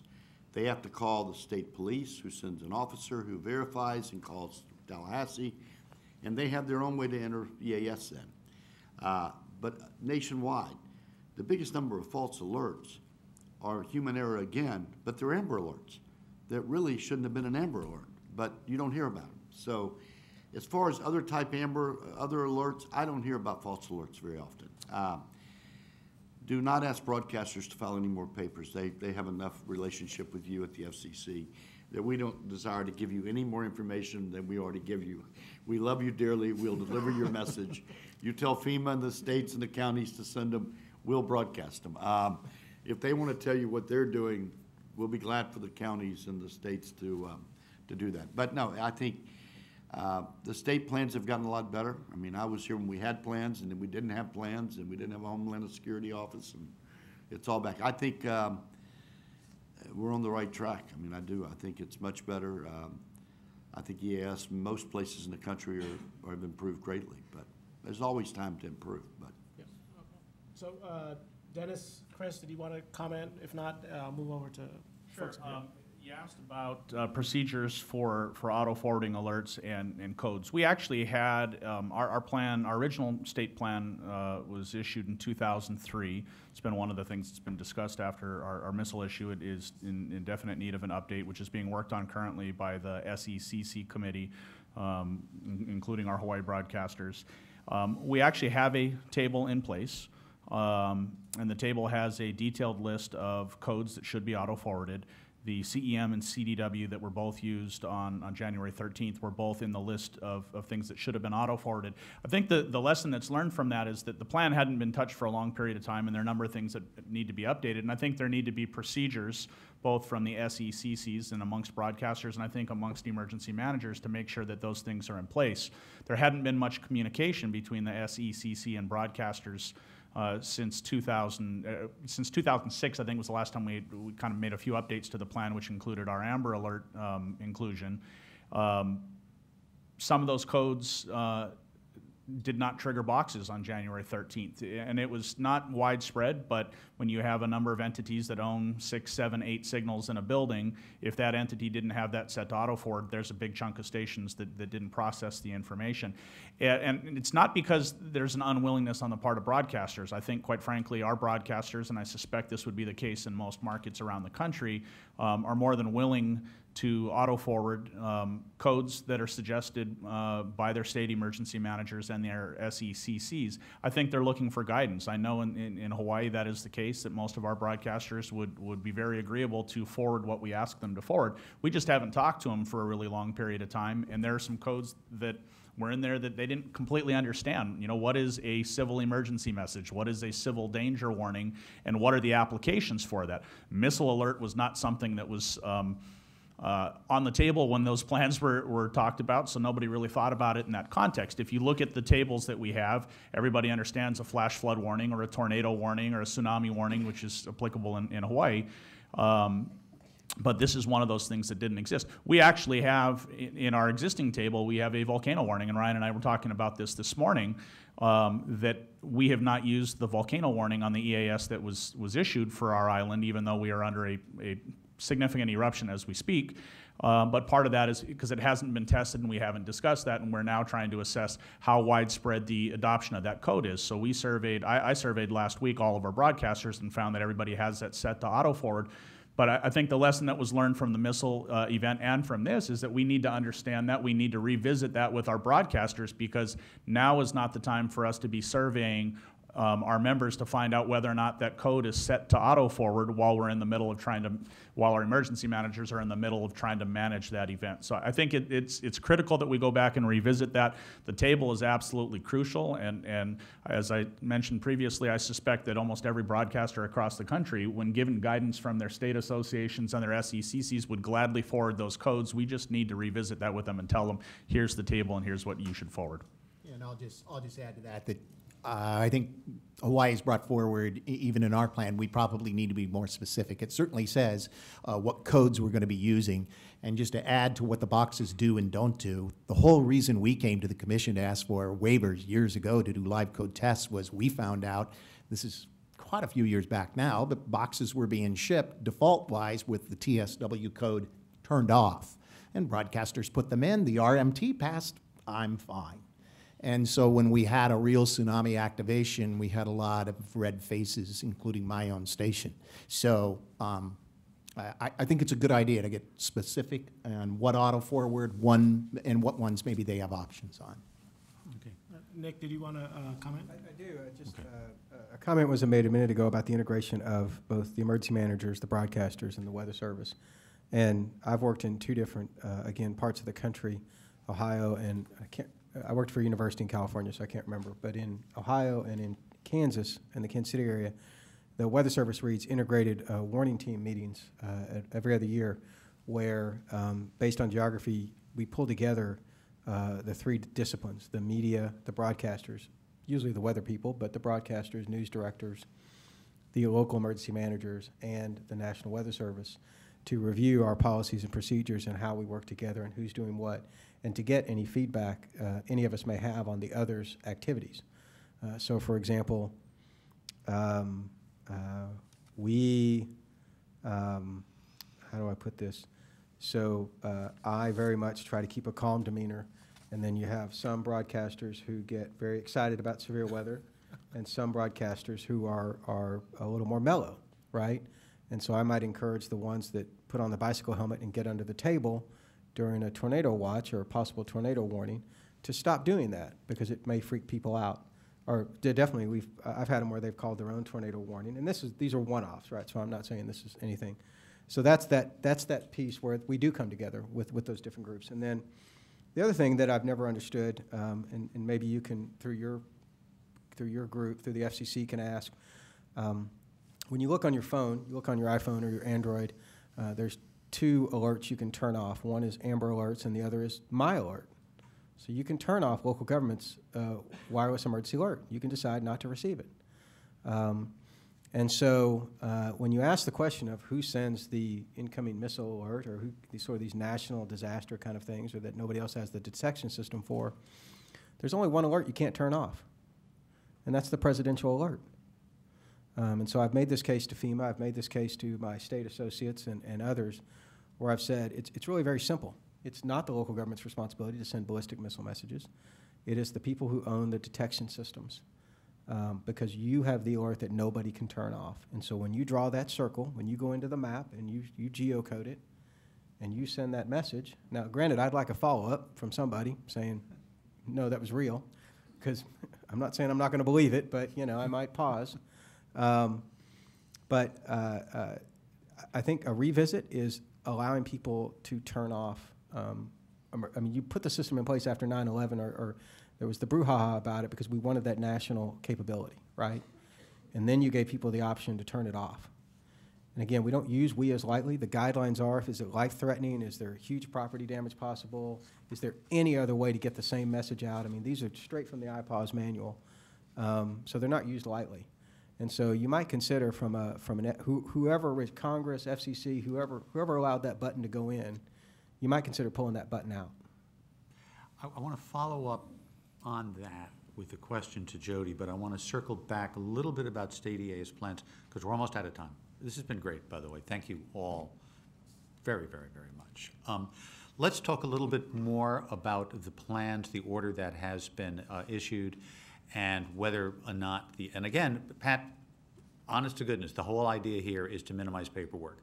Rather than having SEC from state X having to file this gigantic document every 3 or 4 years, we set up a database, take one big hurdle, fill in the blanks, and then on, it's just updating it. So over the long haul, it should be no paper, okay? But all of that being said, it had, based on comments and based on the prior plans, a series of elements in it. And maybe that's not enough. And I think this is the question: is should there be more? Should we talk about live code tests? I mean, we do that tsunami test. Should there be the procedures that the state follows when it does its yearly tsunami preparedness week, or the tornado week in Moore, Oklahoma. Should that be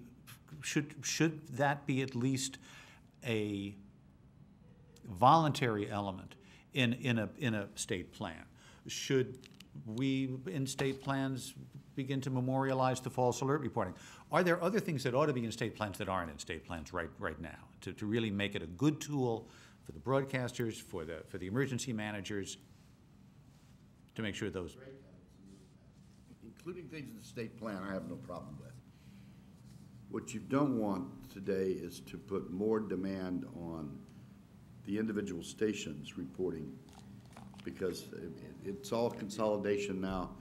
I'll be honest, general managers, if he's overlooking 6 stations or 12 stations, he's got 1 engineer, and he's just trying to keep all those on the air. So And he might be on contract and not there all that's, the time. and half of them aren't even employees, they're contracts. So I think we could explore doing more in the EAS plans, but I think as far as the station burden, making sure their EAS equipment works, making sure they get the signal, they've got them in their public files, that's crucial.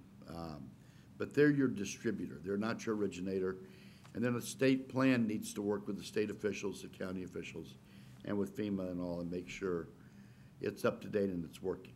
If really the main relationship is between the SECC and, as opposed to the station and the emergency manager, Dennis, what could we put in there that would help this partnership?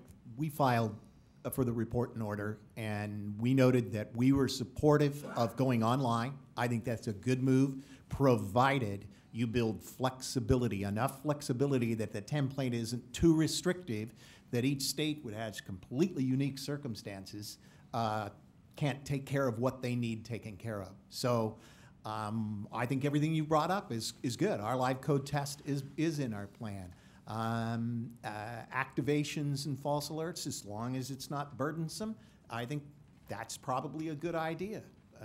So as long as everybody can get it done in the normal abilities that they have, staffing wise, then it's keep it going forward and make the move to online like you're planning on doing. On that line, as you know, this order was adopted. I think you'll be able to see the Federal Register summary published fairly soon.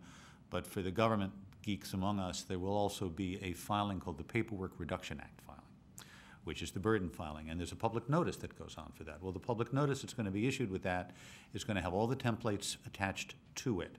So the commission is going to be seeking comments on those templates. So it's a great opportunity to say, you know, you ought to do free text here on such and such. That goes to the burden. It's something that the OMB needs to review, and it would be incredibly helpful to us as we are developing the program. So keep your eyes open for that. Do you have any thoughts on state plans, Chris? Yeah, I think that, again, going back to lessons learned, and we've had more than our fair share of lessons recently, revisiting those regularly, having discussions with all of your stakeholders on a regular basis. And I think it's brought up one other question, and I actually asked this to the panel, in how your SECCs are constructed. Under Part 11, the SECCs are referenced, and the role that they play is referenced, but there's no real criteria to establish those SECCs, how they're constructed, who sits on those, and really what the jurisdictional authority is as it pertains to the state plans. And that's something that the partners are basically sort of figuring out from state to state. And I'm curious to see how that works for you. We have fairly decent relationships in our state, and that's beneficial, and I understand many states do. But it is one of those questions that comes up when you have disagreements amongst the stakeholders, how you address those when you have an organization that has no real legal structure.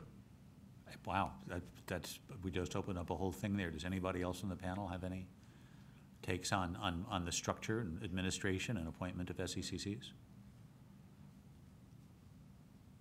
I do think everybody here, I mean, I've been to NEMA, so I think it might be good to have some type of interaction between us and NEMA, where a lot of states are now passing in statute that broadcasters are first responders because of providing information. but working with FEMA, the FCC, but more importantly, the state and even the local emergency management, because that's where it really all stops. It's the local stations. I mean, I do the state stuff, but it really comes down to the county and the local stations. So whether it's NEMA or the international emergency management, I've dealt with both over the years. I've been doing this since Hurricane Andrew in '92. So, but if y'all would like to follow up on that, be glad to do that with you. And our state associations have gotten stronger across the country over the last 10 years, I think. So we could all try to work together. Thank you. That's a good offer, folks. Just to circle back to one of our questions from the world, outside world, and I'm thinking, Nick, you brought this up, but I think Jody might have an answer to this too. Of course, one of the big issues that came up after Hawaii is why would the state be responsible for sending out that missile alert? And so we have a question from the Ohio Emergency Management Agency. It talks about the NEWAS, okay, and saying that so they're very curious. Is that it certainly talks about the federal government role in detecting missile launches and disseminating warnings, but doesn't really talk about IPAW's relationship to the NEWAS. And this could also blend into a question for the second panel, so I'm happy to bounce it over to them. But I think I know Jody's pointing to Wade, but I at least wanted to bring it up here because it came up in this panel to see if anybody wanted to talk a little bit about what the NEWAS is and how IPAWS can connect to it in an effective way. We can wait till next time, Wade, if that's what you'd prefer to do. I'm getting nods from FEMA. So perhaps we'll kick that over to them. Go ahead. Okay. Well, we're getting close to the end of our first panel here. And so before we conclude this first panel, I'd like to open it up to the panelists to give their final thoughts. What are your specific recommendations for the Federal Communications Commission going forward? Or what can we do to promote best practices? What can we do to support your work? I'll start with Ryan. Thank you, John. So what we saw since 113, even before that with the National Weather Service WEAs, and ever since the incident, even from the lava WEAs we issued, is the sporadic nature of the WEAs on the recipient side. We have the four main carriers. We have Verizon, we have AT&T, we have Sprint, and T-Mobile. We can have 5 household members, same carrier, probably in the same cell site because in their same household, and 2 gets it, 3 doesn't. We have police officers in the field reporting, they got 30 flash flood warnings on one phone and 8 on the other, and the same carrier, both same brand. So we hope that we can work with the wireless carriers as well as FEMA and FCC and see why the alerts are so sporadic and how we can get a higher success rate. Right now we're varying between 50 to 75%, which is good. I think the system works, but we want to improve it. Thank you, Ryan. Hank? I just want to say thank you for the opportunity to come and participate in this. In California, we stood up a specialist committee most recently within the last couple months to get ahead of this ourselves, and one of those things that we're documenting are the best practices within the state. So we have all the local jurisdictions come and participate on that panel, and I think best practices, the more we can publish them and share them across emergency managers, the better off we'll be. And the only other thing I'd like to add is anything you could do to expedite the improvements to the WEA, we look forward to that. Thank you, Hank. Holly? Thanks again for the opportunity to come today and share best practices and hear from my colleagues about what's working in their communities. It's been very helpful. I think moving forward, we're very much in favor of anything that solidifies the fact that public alert and warning is a local issue. It's something that we will do best. There are circumstances that on the ground that just can't be accounted for at either a state or federal level, except for an incoming ballistic missile. That would be the one exception that I would note. We will get notification of even a near source tsunami and be able to initiate a warning, but there needs to be more work with the National Weather Service when they're initiating that type of warning on behalf of a local government. I would say that incoming missile is the only exception. Otherwise, locals need to initiate those public alert and warnings. We're best capable of doing that. I echo Nick's comments about the no opt-out. Locals will be initiating most of those warnings, and if people can opt out of them, lives will be at risk.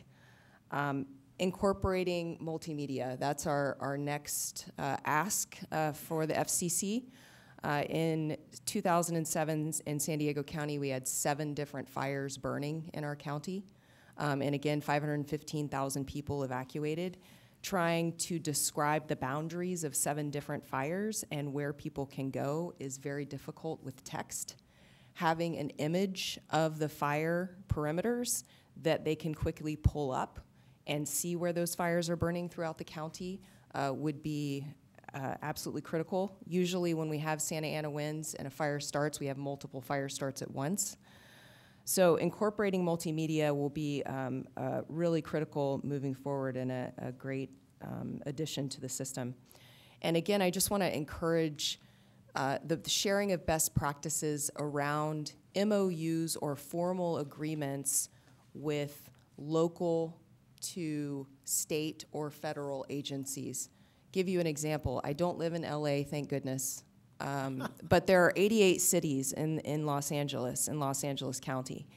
And any number of them could be WEA originators. If a WEA is sent out, it impacts multiple jurisdictions. And so all of us who live in major metropolitan areas or big counties or states with multiple big cities are grappling with how does that coordination work? Is there an auto-forwarding option that we can build in so that locals know when that next level of government is issuing an alert that we need to jump into action? How's that going to impact our operations?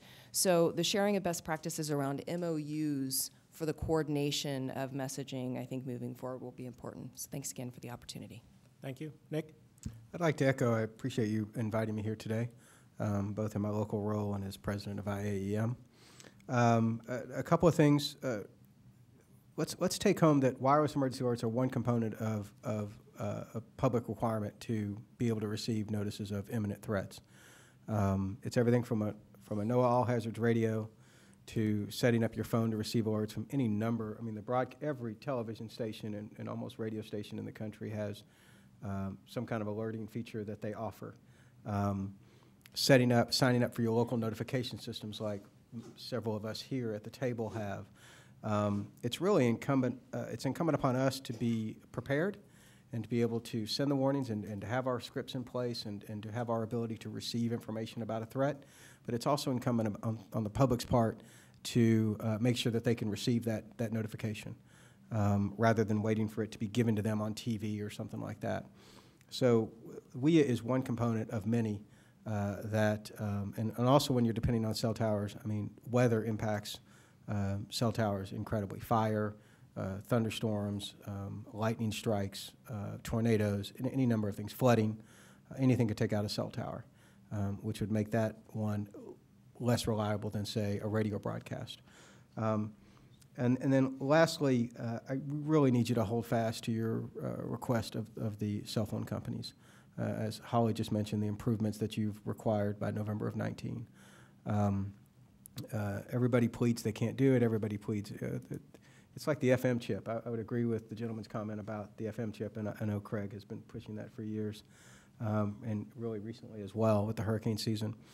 But I think that you are leading you're our, besides congressional mandate, you are our best hope for getting these improvements in place, and so hold fast to your requirement that the enhancements be made.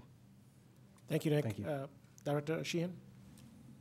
Yeah, so again, I'd like to just thank you for the opportunity to participate in this panel. I learned a lot sitting here, so thanks, Holly. I learned a lot from you, actually. This was very informative, and hopefully it's worth everyone else's time as well. So to borrow Holly's phrase, right now, WEAs are bell ringers. And the only way they're going to become an information platform and a way for us to get good information, timely information that people can take action on is if the FCC continues to move towards making sure that WEAs are enhanced in November of 19. And that's the only way that happens. And so I would like to add my weight and my voice to the fact that needs to continue. From my self-closing remark, let's not FCC, emergency managers, broadcasters, we cannot be afraid of criticism or making mistakes.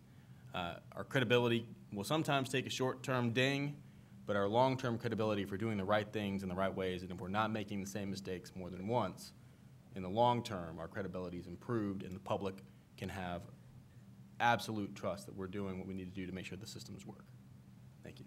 Thank you. Dr. Rodriguez? Thank you once again for the invitation. I would just echo what my colleagues had said first as to the requirements that have been put in place by the FCC, I think are absolutely critical going forward. And also to convene panels like this. It's been very helpful to hear from my colleagues from across the country, and particularly in how they, whether their decision-making process behind issuing alerts, hearing sort of case studies and stories of the conditions upon which those alerts are issued, because as Patrick was saying, I mean, the greatest trust we have is the trust with the public, and making sure that when we do put out these alerts, the public takes it seriously and they trust our emergency management agencies and their law enforcement officials to take care of them and to make sure they have the best information possible. Thanks. Thank you. Jody? Okay, I too would agree with Holly's comments and want to put ourselves out there that if there's any assistance we can provide with alerting coordination, SOPs, development of plans, we're available. Please use that resource, and also encourage the use of the lab. It's a valuable resource for everybody to test and practice, not only from the emergency management side, but also from the broadcaster side, especially with bridging the partnerships. That's nice to hear. Okay, thank you. Thank you. Pat Roberts? We're glad to be here, and I would like to echo what I've heard down the way, too. First of all, I want to thank you all for calling the meeting. You've got the FCC, you've got FEMA, you've got local emergency management broadcast. There may, if you reconvene another one down the road, you may want to add some more partners. But my experience after 30 years doing this is that all disasters are local. We laugh in Florida that everybody watches the Weather Channel for the 5-7 days before the hurricane hits. Let me tell you, when it's 48 hours out, they watch the local station. They don't trust New York or Atlanta. They want to know from their people what's going on. And I think if y'all can help us build the partnerships between broadcasters, local emergency management, we've got great relationships in Florida, but we'll be glad to try to help do it around the country, because disasters are local, and people forget it. And it's after the fact, too. It's when you have to get stuff to people, and they've got to be relocated and their homes are burned down or whatever. So I think it's been a very valuable meeting. We'll work with you on the new state plans, and we'll all have fun. Thank you. Dennis Bookie? Thank you for putting this together. This was great. We appreciate the partnerships that we already have, the long-term relationship with the FCC, FEMA. We know everybody by first name basis, Jody, Al, Manny, Wade. We've done a lot of different things over the years, including one time they came to our state and said, hey, we'd like to run an EAN to see what happens. You asked a little earlier, Greg, what you could do. I want to ditto word for word what Chris said on the structure, authority, the content of an SECC. We really, really do need that help, guidance, and just something that sets up the guidelines and a bigger authority than us to say that's the way it should be done. WEA testing, please. In my state, WEA is brand new. Literally, it just came, and one of our largest carriers is still not completely online with it. So that'll be important. And of course, very important to us is our live code testing, our annual event, as we will now need to really, really make sure we have a real good one in March of next year. Thank you. Thank you. Final word, Chris Leonard. Thank you, first and foremost, to the FCC for convening this meeting, and thank you to my colleagues for sharing your insight and best practices. I think this is a great step, and I think everybody here has talked on one level or another about continuous learning, and I think we learn from these. Every opportunity to touch this system is a learning opportunity, including the mistakes that are made along the way, and I think those are all crucial. It's been said by a number of my colleagues that all alerts are local. I will point out that our missile issue on January 13th was locally originated. We allow as broadcasters access to our systems on a voluntary basis, with the exception of an EAN. We allow voluntary access to our state authorities, to our county authorities. We will allow a third shift desk sergeant at a police station in our county to issue an Amber Alert, yet with a missile attack, the Department of Defense doesn't have access to our system. That seems to be a little bit stunning to me. That is being addressed amongst other issues by the ALERT Act, which was introduced by our Senator Schatz along with Senator Harris and Senator Gardner from Colorado. And I think there's some interesting bits of information in there that address some of the concerns that many of my colleagues have shared. I wanted to mention again the structure of the SECC. I think that's important that there is some guidance there, and I'm not sure exactly how that should best be facilitated, but I think it's worthy of further discussion. I also would like to echo Pat's comments regarding the FM chip. I think it's crucial, certainly in areas where we've experienced hurricanes and a number of other natural disasters. I think WEA is a very critical component, but it does have some flaws at this point. We are seeing that as we speak in Hawaii with the eruption issue. And we also know that, as was mentioned, that it's a great bell ringer technology, but after the infrastructure has been torn apart by a hurricane or a flood or thunderstorms or whatever else, even a fiber cut. We've had numerous fiber cuts on our island under normal circumstances, and all of that wireless backhaul is fiber. And fiber cut goes down, we've lost everything in good weather. And I think that we have a technology that exists, and there is a definite need for that, but we have gatekeepers that have seen to it that that doesn't make it to the general public, and I think that's a shame, and I'm hopeful that that's something that is addressed going forward. The last thing that I would add is I do think with WEA and EAS, it is important that we have further discussion about how those two technologies work together, and that's something that broadcasters and our emergency managers need to talk about, because when you do issue a WEA alert, our broadcasters are turned to for a lot of information, and we don't always have that information if only a WEA alert has been sent out, and I think it's crucial that we have some more discussion about how to best integrate those two technologies together. Thank you. Thank you. Greg? Thank you all. This has been absolutely terrific. So what's the plan, John? What's next? We're going to take a quick break. We ran over time a little bit here, so we're going to reconvene about 3:05 with our second panel. So I invite our panelists to remain here, and we'll see you soon. Thanks.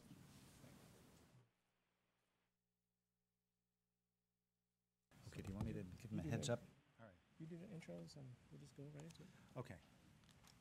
Thank you, everybody. We are going to have an equally exciting, but maybe a little more rapid meeting, because we do have a hard stop, but I think we can get through everything. We just introduce everybody who's on the panel. This panel is probably going to dovetail a lot with the last one, but the basic premise is, how do the folks, all of the members all the stakeholders, how do you form effective partnerships? And I think that is what we're going to see. And again, just to reiterate that basic model that we talked about before the first panel, what roles do each of these parties play? How do they best interact with each other to deliver those effective alert and warnings to the public? I think you'll see that the wireless carriers and cable is different from broadcast, but all have to work with IPAWS or the emergency managers well. So let's just start by doing our bios, starting with John Davis from Sprint. John has worked with WEA since the inception of the program at Sprint, welcome, and has recently advised the Canadian government while planning its implementation of a WEA platform. To his left is Mike Gerber, who is a meteorologist with the National Weather Service and the National Weather Service lead for WEA, and again has been with WEA since the beginning, as I think a number of us have. He demonstrates a strong commitment to public safety and public service, having been recognized for his achievements in mobile alerting, and probably in corned beef sandwiches too, as he and I can attest. Courtney Harrington is on the line with us from Hawaii, and Courtney is the head of the Hawaii SECC, which you've heard a lot about in the last panels. And Courtney brings a wealth of experience to his role in the Hawaii SECC, including working with the Navy's Space and Naval Warfare Systems Command Innovation Lab, where he led the Anti-Terrorism and Force Protection Branch, and 40 years with the Oahu Emergency Management Agency. Robert Morse from Verizon has 20 years of telecommunications experience and works with public safety stakeholders on a variety of issues, including emergency alerts, reliability, and 911 services. Courtney Neville, Ms. Courtney Neville, hello, represents CCAs, the Communication Carrier of America, and that is some of your regional and smaller wireless providers, rural members before the FCC, Congress, and other federal agencies, and her portfolio includes executing CCA's regulatory and legislative agenda regarding public safety. Mark Reddish from APCO, Senior Counsel and Government Relations Manager, is a certified firefighter and emergency medical technician in Maryland, and volunteers 20 to 30 hours a week with the Wheaton Volunteer Fire Rescue Squad, responding to various emergencies. I didn't realize we were neighbors, but we are. Where do you find the time, Mark? Really. Howard Rosenblum, with the National Association for the Deaf Board of Directors, was in Hawaii during the January 13th false alert and experienced firsthand the experience of the false alert. Howard brings 26 years of experience as a disability rights attorney, and 7 of those with NAD. Justin Sasso, hello Justin, is from the Colorado SECC, and he inherited the broadcast gene from his parents, who were both in radio and television, and he spent 25 years in radio broadcasting while also becoming a strong advocate for public safety, as well as an active skier. Well, in Colorado, I think we would hope so. Andy Scott, NCTA, serves as the cable industry's representative in the FEMA IPAWS subcommittee and has served on the FCC's Communications Security, Reliability, and Interoperability Council, or CSRIC, while he actively contributes to work related to the EAS. And Russell Strickland is the Executive Director of the Maryland Emergency Management Agency, and he's been serving in that capacity since July 2015. Mr. Strickland brings over 20 years of did I get that number right? 40 years of experience in emergency management, having served in senior leadership positions at the University of Maryland and in Harford County. And last but not least, Wade Whitmer, Deputy Director of FEMA IPAWS, has served in that capacity since 2009. And just prior to joining FEMA, Wade was the Deputy Director for Enterprise Architecture and Systems Engineering for the White House Communications Agency. So I think you can see we've got a pretty wide spectrum of roles and expertise here. And so I'm just going to toss the ball to John to start the questioning. All right, I'm happy to catch the ball. And Courtney Harrington, are you on the line? Courtney Harrington from Hawaii, are you on the line right now? All right, folks, it looks like we're experiencing a little difficulty with our telecom connection to Hawaii right now. So I'm going to start the question. Hi, can you hear me? Oh, there you are. Yeah, I'm sorry. I've been laying on the mute button too carefully. Oh, well, we're glad to have you on the line. And so let's start things off with you. So in the last panel, we talked about some of the challenges that SECCs are experiencing. And I wanted you to give us your perspective from Hawaii. What are some of the challenges that you're experiencing in building relationships with emergency managers down there? Okay. Well, actually, the first challenge, and I can't be separated from the false missile alert. And those challenges were mostly political. If I could explain, the broadcasters, I think we pretty much heard from the first panel, all want to help. They not only see it as their duty, they recognize they are part of the community that's being affected. And I have never, in my many years of broadcasting, ever seen a radio or a TV station not give its all. But following the missile alert of January, almost every elected official wanted to use whatever authority they had to look into the matter. That's understandable. And I think for most cases, their intentions were quite honorable. After all, the answers are needed to be found, changes need to be made.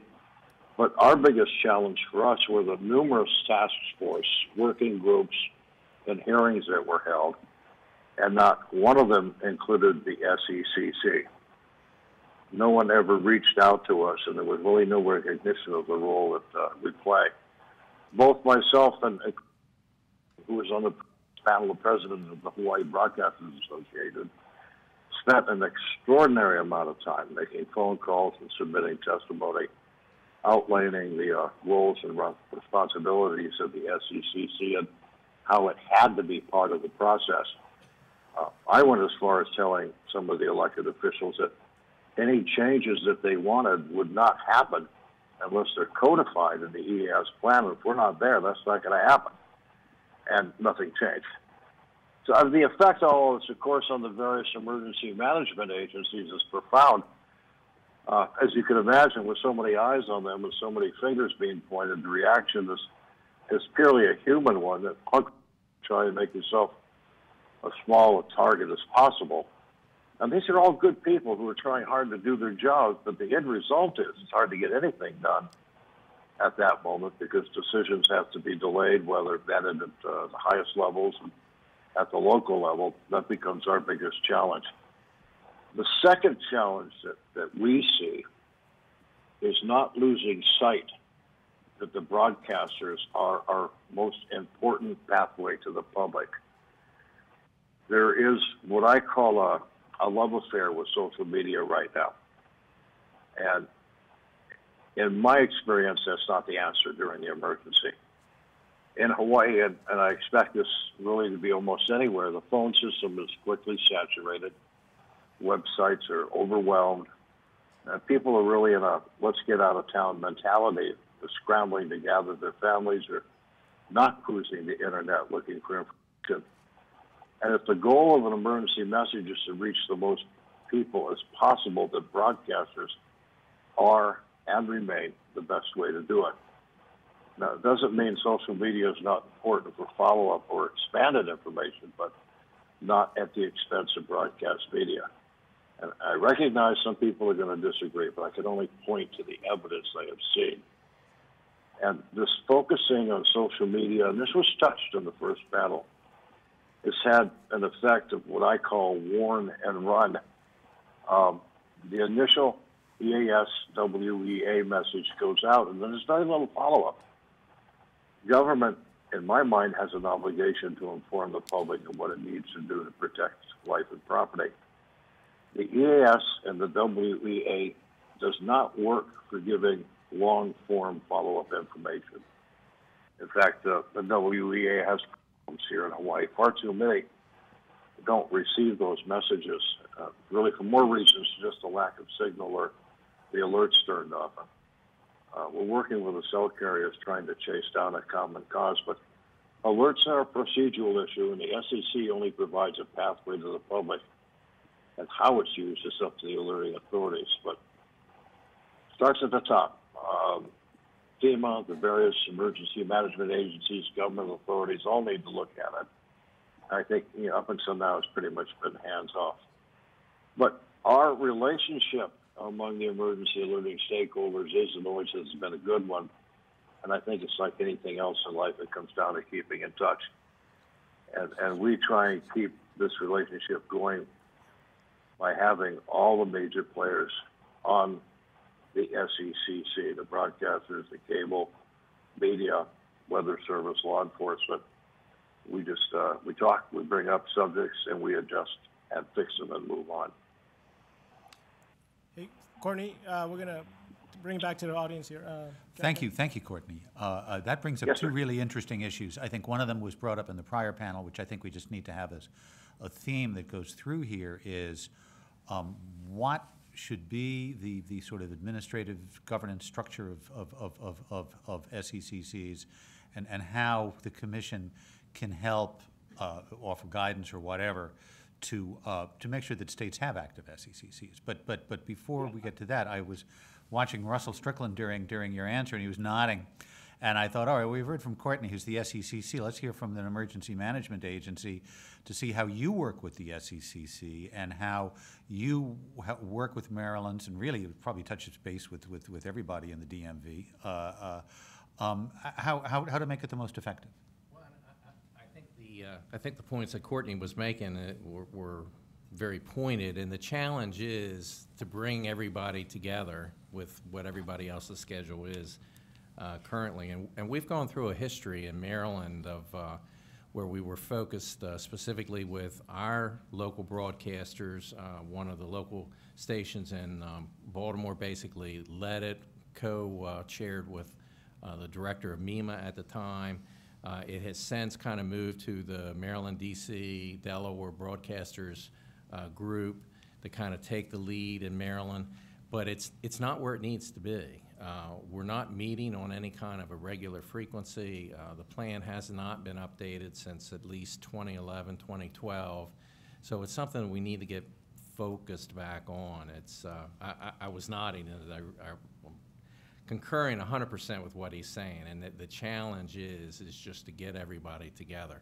It seems to be working. I mean, it's not broken, but as far as it goes for continual communications and sharing of information back and forth, we just don't necessarily have that as strong as we should right now. Justin, what do you have? What thoughts would you have on that? I'm As sorry to interrupt you. I Colorado think you're absolutely right on. I've had these discussions with the state people before. This is almost a full-time job. If you're going to do it successfully, you need to be talking to people all the time. And you have to be working the phones and working email. And if you've got 300-400 broadcasters throughout your state and all the various emergency management agencies, you got to be touching bases with them on a weekly basis. And for a volunteer position, it's very difficult for people to do. So I stand behind what you say 100%. Thanks. You know, we've evolved through a lot of this. You know, when this all started back in the EAS, early days, it was just simply the broadcasters and the emergency management folks trying to work together with it. But today, it's much larger. You know, when you bring into IPAWS into it, then our Department of Information Technology is involved, our state police are involved, our SWIC is involved. So it's really a much greater group of folks that need to focus on this. Justin? I'm going to top Maryland, and thank you again for having and inviting Colorado to this discussion as well, because Colorado is the poster child for desperately needing both an SECC as well as an update to our state plan. And I'm here representing the lack of a state plan, or I shouldn't say lack of, just the outdated state plan we have. Our SECC, if you go to the site, you'd find a different name, different person represented there. But unfortunately, I think he kind of inherited that position, and there may not be a clear definition of what that involves. By default, the broadcasters associations often have to pick up the gauntlet when stations need to make changes, updates, call letters, LP1s and 2s in their communities. We're undertaking, the Colorado Broadcasters Association is undertaking a full revamp of our area plans because we find that there are so many misidentified stations inside the plan.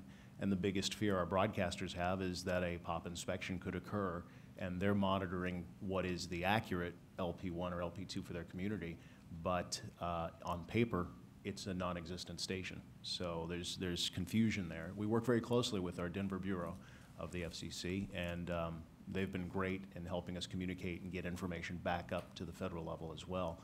I do agree with Courtney on this love affair with WEA and digital, and I think the biggest concern for me as a broadcaster, former broadcaster, but now leading the association, is that there seems to be this desire to run to it. And in Colorado, we're running at a breakneck speed toward it while we're abandoning a system that's worked for a long time through the EAS and the broadcasters.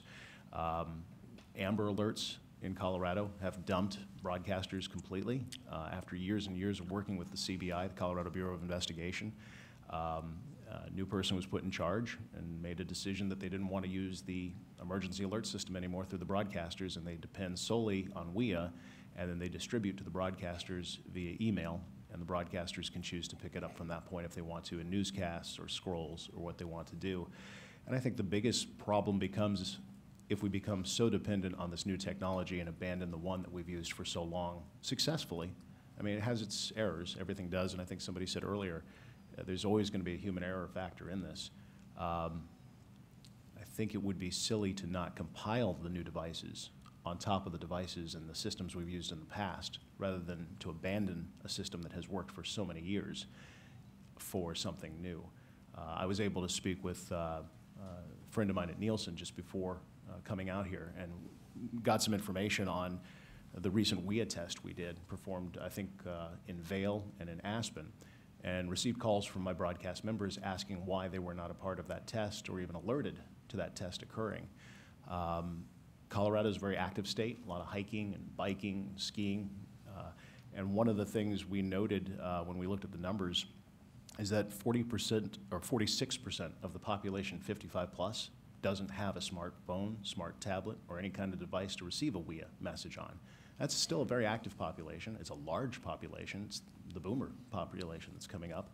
And they're in the mountains hiking where flash flooding occurs. They're in the backcountry skiing where avalanches occur. So how are we reaching that 46%? It's around 655,000 people in the state of Colorado that don't get a WEA alert.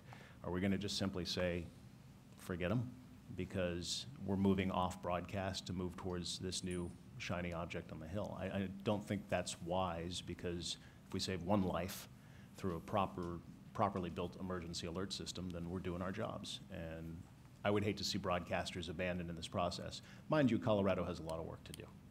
I think just to, be fair, I think we could take a lot from the first panel where I think the emergency managers there were the consensus was pretty thorough that these are arrows in the quiver. I mean, they have, I think at least one person said, look, WEA is great as a bell ringer right now. We look forward to the expanded character set and the narrowing of geo-targeting over the next couple of years to have it be a real separate information platform. I think just as whether it's WEA, whether it's EAS, whether it's use of social media, these are all tools that can be used. But I want to follow up with a specific question, which is that do you find that in Colorado, or really anybody else, and feel free, anybody from panel one, to add a question, that the states are abandoning some of the classic structure of EAS, of the daisy chain structure in favor of IPAWS, or both in favor of WEA, so that they're not only just choosing to use A over B, but that they're really giving up infrastructure as well? And we've seen it directly in the Amber Alert system, which did a 180 on us, from going from using the broadcasters and using a combination of broadcasters, road signs, WEA system, IPAWS and CAPS, to completely leaving the broadcast side of the system. There were a couple of Amber Alerts that went out with issues, and it was more, instead of trying to find a solution to fixing that problem in the state, it was a desire more so to move completely off the broadcast system and purely to the WEA system, which is dangerous. You're talking about child's lives, and not everybody is going to get that alert. Not everybody can look at their phone while they're driving, or should be. So that's where mass media reaches everyone, and should. Ultimately, too, you can't turn off the Amber Alert on your radio or television. You can do it on your phone. Just 2 weeks ago, my neighbor called me because he has a basic idea of what I do, and said, why am I getting an Amber Alert on my phone from Grand Junction, which is 5 hours on the other side of the state, at 11 o'clock on a Friday night? I'm not out and about. And I explained to him how the system worked, and he said, well, I'm turning that off. So that's not an option with radio and television. And I know he was up watching TV that night too. So he got that Amber Alert both on his cell phone and then later through television, because television will pick it up through an email in their newsroom and then rebroadcast it to the state of Colorado. So the system has never been perfect in Colorado, because one thing we have to deal with in the daisy chain of EAS is all that granite that stands at 14,000 feet around us. And there are communities that sit in bowls between mountains that are being asked to pick up AM signals that are 4 to 5 hours by way of road on the other side of the state. That's really difficult. A solution we've toyed with and would love to see if we could ever get it, approved at the federal level, at the FCC level, would be the possibility of stations that also stream their EAS alerts to allow that feed into an EAS receiving box, as opposed to just an over-the-air signal. If a LP1 or a PEP signal like KOA in the state of Colorado, which is the primary entry point, carries that alert over their stream as well, why couldn't stations that are 4 to 5, 6 hours away and behind mountains pick that signal up through a stream, rather than trying to put an antenna on their rooftop and pick it up over several jumps? Thank you. That, if I may, that brings us to, I think, cable. Because cable, it's easy if you're like me and you come from New York City and your cable is sort of like something you assume, because otherwise you don't get reception.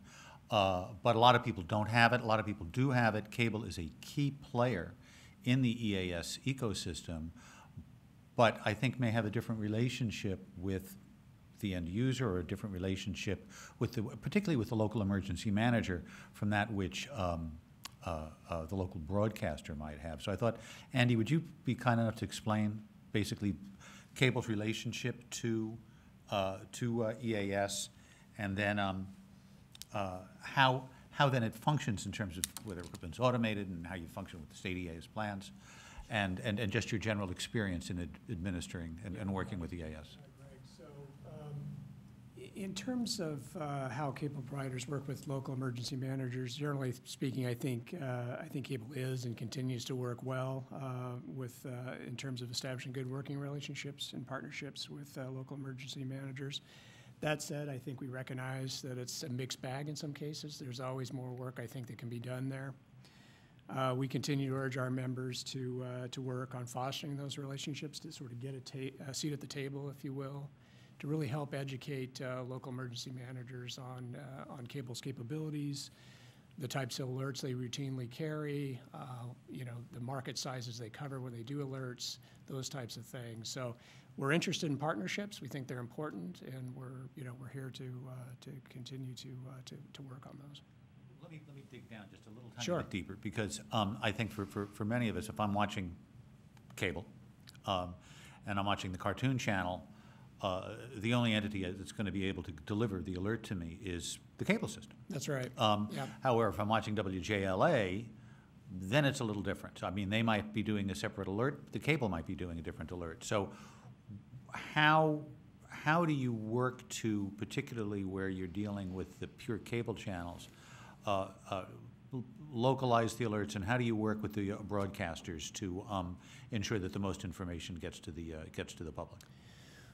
Well, let's start with talking about how, typically what cable does in the case of passing through EAS alerts. And we sort of consider ourselves sort of the last person in this bucket brigade in terms of EAS delivery. So, the alert will come in via iPause or EAS, and then we trigger an alert to set-top boxes that the customers are using to view our programming at home.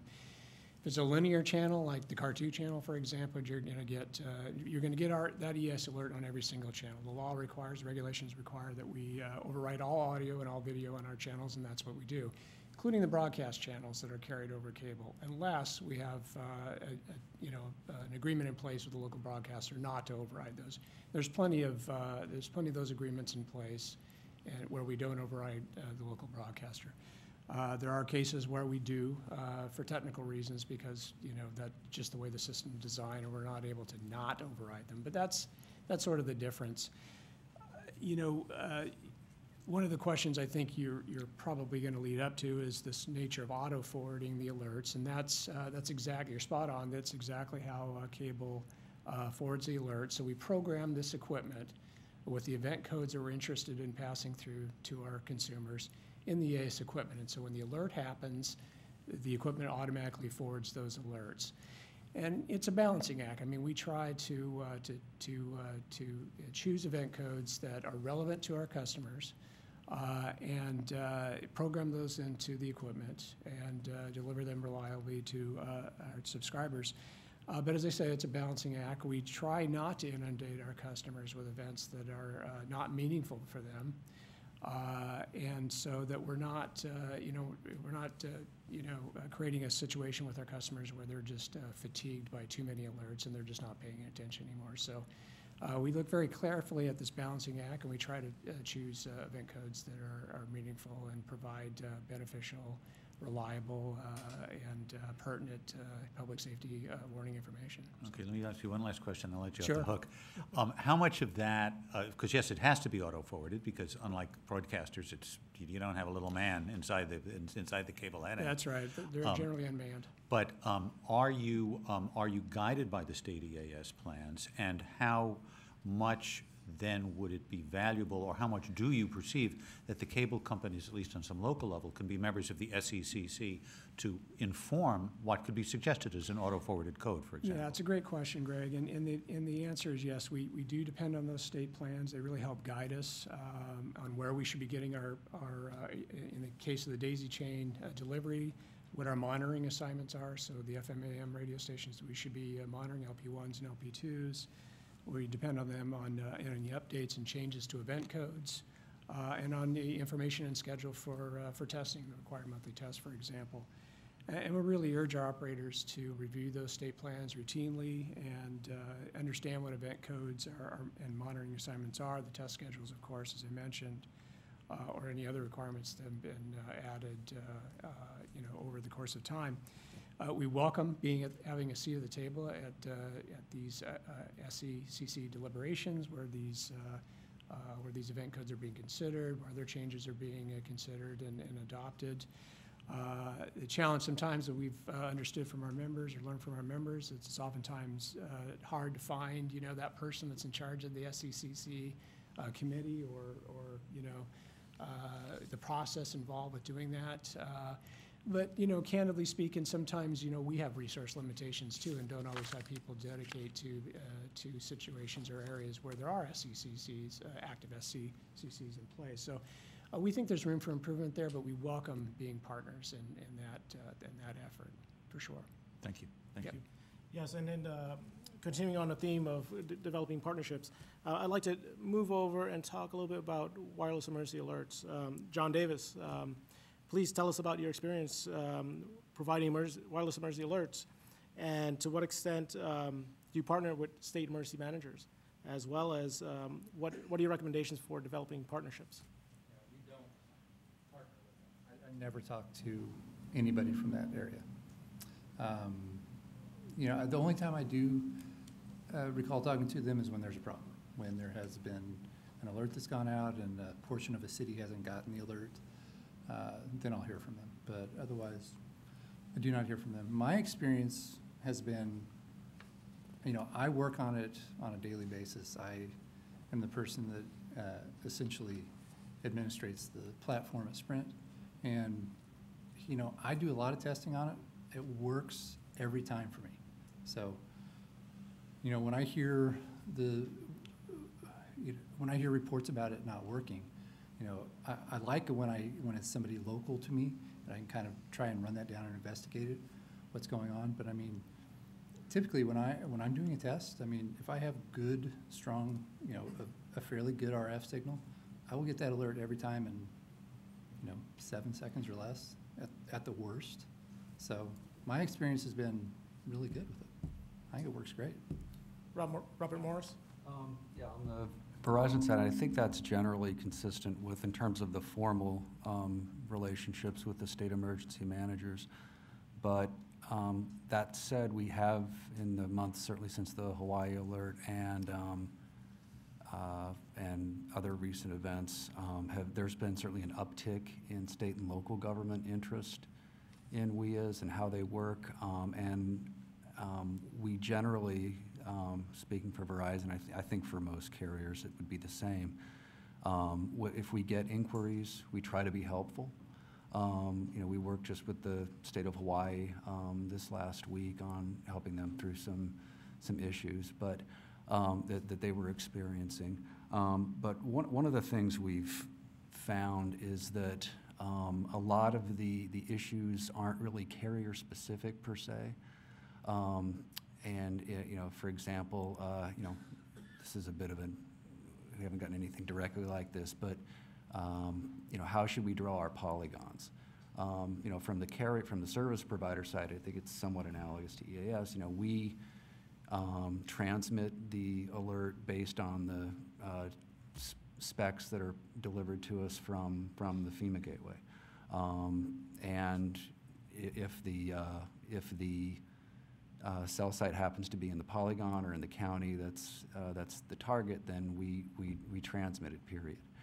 And that's, I think, the standard practice for certainly all the major carriers now.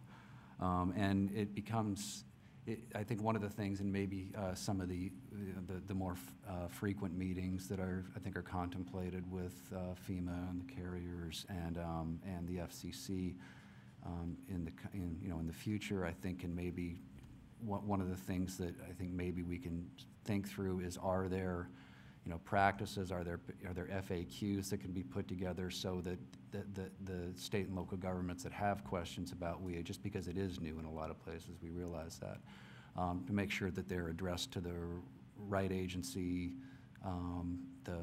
or the right carrier, if that's whatever the case may be, just so that there's, so that the industry and all the stakeholders are responsive to one another.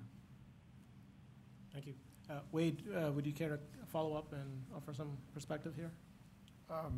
Yeah, sure. I appreciate it.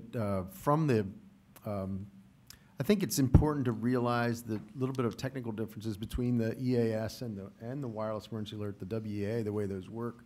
Part of it is the regulatory relationship. So the way technically that wireless emergency alerts work are that there is a gateway. The regulatory requirement is for the carriers to have a gateway that is up and operational, and that is accepting alerts that are sent through the FEMA aggregation point to them.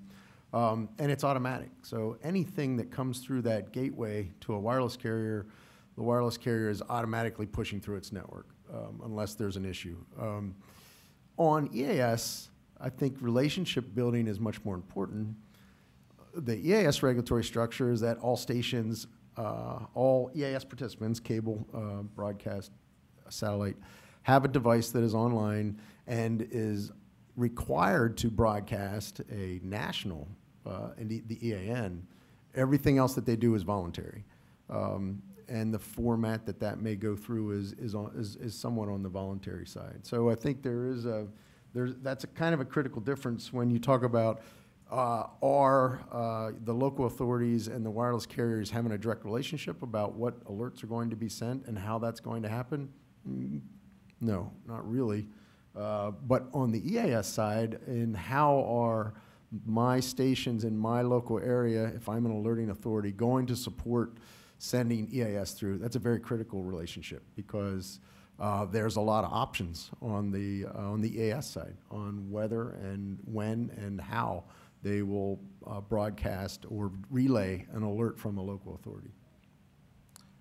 I'd like to follow up, though. As we see more and more testing, WEA testing, live WEA testing, should there be more coordination between the local emergency managers and the wireless carriers? I believe that would be a great benefit. That would be very helpful, and most recently, I think with lessons learned from the test that was done, wireless emergency alert test that was done in Washington D.C. Was a great learning experience on both the carrier side and I think also on the FCC. As John just mentioned too, their ability to support a test by monitoring what's happening within their networks, they need some pre-coordination to do that. So that's would be one of the most helpful things. Where that testing has come from too is that, again, the way the networks are implemented and the way wireless emergency alerts are delivered within a local area are different. Even on the same carrier's network, it may be different from a small local area to a large urban area. So and it's very complicated. It's not because that's something that we could simply fix or across the carrier networks, but their networks are very complicated. So how an alert is disseminated, we've found, being involved in a lot of tests across the country, is it varies. And the only way to do that, and I think the last panel talked to support for testing. Like the only way you really know is to send a live test, to do a live code test. And that is true for EAS, and it's true for wireless emergency alerts too. And I think going forward, that's going to be very critical for all of us, developing those relationships and improving and enhancing the system. Thank you. Courtney, Neville, I have a question for you. Okay. What unique challenges do your constituents face when implementing WEA and considering live WEA tests? Yes, that's a great question. And first, let me just say thanks again for having us on the panel. As you mentioned at the outset, CCA represents rural, regional, and nationwide carriers. So to the extent that we've been discussing a few overall themes here, I think that was a really good lead up for the discussion that was just teed off by Sprint, Verizon, and the like. So rural and regional carriers in particular have a few unique experiences. One being that most are still transitioning from legacy 2G and 3G networks to 4G, and eventually 5G, although I know that's still to be defined, so plot twist there. For that reason, though, they also have some legacy devices on their network, like Justin was just referencing, and their network architecture is very different. While Rob noted that most carriers do have the polygonal technology at this point, they are needing additional time to comply with the 2016 requirements that were just implemented and the 2019 requirements just adopted this year. Most of our carriers do participate in the WEA program, though. They consider it to be a competitive service and a public safety service for their consumers, especially the ones that are hiking in those particularly rural and remote areas in Colorado and Wyoming and Nebraska. So because of that, a lot of those carriers that are serving in local communities do have pretty unique relationships with their state and local PSAPs and emergency management authorities. So they are able to address when a test doesn't go well, or they are hoping to plan for testing like what was done in DC this year. But on the flip side of that, because they are still upgrading their networks, a lot of these carriers also do work with third-party vendors who also act as the conduit between the carrier and the local management authority. So I think it's important to have these discussions today so that we can iron out how those varying relationships and those facets can be more uniform. Thank you. Greg, did you? No. I think this is it's interesting that you bring up some of the third-party vendors, because do you perceive any, since some of those might be acting, for example, as the gateway between your one of your constituents and FEMA and FEMA's IPAWS, does that get in the way of the otherwise closer relationship that you might have with the state emergency manager? Because you got some other fairly large company maybe operating the gateway for 4 or 5 smaller regional carriers. I would say that because some carriers are using third-party vendors, they might have different network architecture. So some are still using cell broadcast or an application-based solution for the wireless emergency alerts. So for that reason, the vendor would be the direct contact between the state and local emergency authority as opposed to the carrier, because they don't have direct contact with when the alert is being sent out through their network. But I wouldn't say it hinders it. I would just say it's a different variable that needs to be considered. Your choice of words was better than mine. I really didn't mean to well, that's why I'm here. I didn't mean to imply that.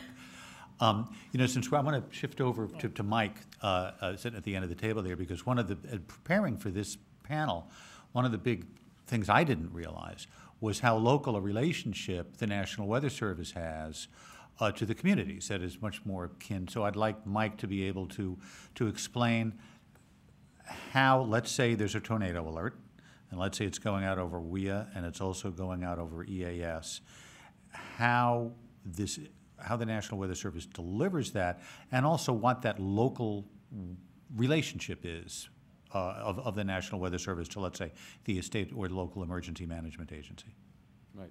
Well, in particular, my focus is on wireless emergency alerts, and we've been certainly actively involved in the FCC SISRIC, currently actively involved in the comprehensive reimagining of emergency alerting as well, looking at both WEA, EAS, and all of the issues, comprehensive. But with regard to wireless emergency alerts, we are a little bit different than everybody else, in that we don't use third-party alert authoring tools. That basically, when certain events, we predefine that when a certain warning is issued, such as a tornado warning or a flash flood warning, tsunami warning, or so forth, that a wireless emergency alert is automatically going to go out. And we have templated text that we use. Right now, of course, limited to 90 characters, but we're currently working on how that's going to roll out when there's both 90 and 360 characters, in concert with the updated FCC rules scheduled for rollout in May of next year. But so that's how we do it, and when you look at a forecaster in a National Weather Service office, it's not just one, there isn't just one alert that they're specifically working on per se, like, okay, we just got to get this one alert out over the next hour and we're done. We kind of get into almost what I like to call an air traffic control mode, where forecaster is sort of looking at maybe 10 storms or more on the radar at the same time. And yesterday in the Washington, D.C. area is a good example, where, again, a lot of storms, and you're looking at these, trying to figure out which are the most critical ones, which are the ones you need to focus on. And I've been a forecaster, and I've been in that hot seat. It's a very challenging job, and it's also very rewarding, the lives that we save. But you were talking about the building relationships component, and that's really important to the National Weather Service. And I think that our success as an agency is really built on that. We have what's called the Warning Coordination Meteorologist, or WCM, position at every single one of our National Weather Service forecast offices. That's 122 forecast offices, and I guess technically we have about 130 if you include regional and national centers. But those, we recognize that it's building trust and credibility at the local level, which is key to our success. And so that's what the Warning Coordination Meteorologist does. They are the customer service representative. They are the face of the National Weather Service at the local level. They work hard to build strong relationships with broadcasters and with the emergency management community, with individual emergency managers, whether they be the state, the county, local, tribal level, and so forth. And in fact, just to kind of tie things together a bit here, when wireless emergency alerts was rolling out, when it just started rolling out in the 2011 to 2012 timeframe, because these WCMs have such good relationships with the media and emergency managers, I was trying to basically gather all of the latest information I could on WEA and convey that to them so they could then share that information with, WCMs could then share that with their broadcasters. We were giving them updates every couple of months on the extent to which carriers are rolled out, whether they be major carriers or some of the more rural carriers. The number and which phones were WEA capable. What issues are being experienced right now? How should you handle working with the media when people are surprised that they got a wireless emergency alert? I mean, we found time and time again, the first reaction was, why did I get this on my phone? We also found reaction from first responders that and you look at some of these cases up in the Elmira, New York area, for example, in 2012, I believe it was, where emergency responders went out following a tornado that hop, skipped, and jumped for 10 miles. They were expecting to find bodies, and they're trying to figure out why that wasn't the case. How is it that you've got 16, 18 structures destroyed and 2,000 damage and nobody's hurt? And then they found out that people got this alert on their device called a wireless emergency alert. We didn't even know how many phones were actually going to get it at the time. I mean, that's the way things were, and that was our first major success story. So taking those success stories and sharing them as well. So it's not just building that rapport with the local communities, but it also has the ties in here to like I said, to the broadcasters, to emergency managers, to the efforts of the FCC to try and convey the good work that's being done, and also trying to establish realistic expectations. There were a lot of challenges when we rolled out. So there's a lot of other work, I think, that the WCM does, that trying to build those relationships in the communities. We've worked with about 400,000 members of the general public since the 1970s to develop out our Skywarn Spotter program.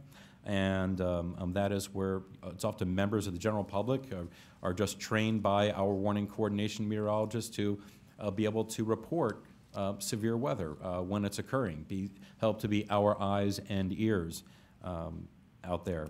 And so that's very important to us from a verification, observation perspective.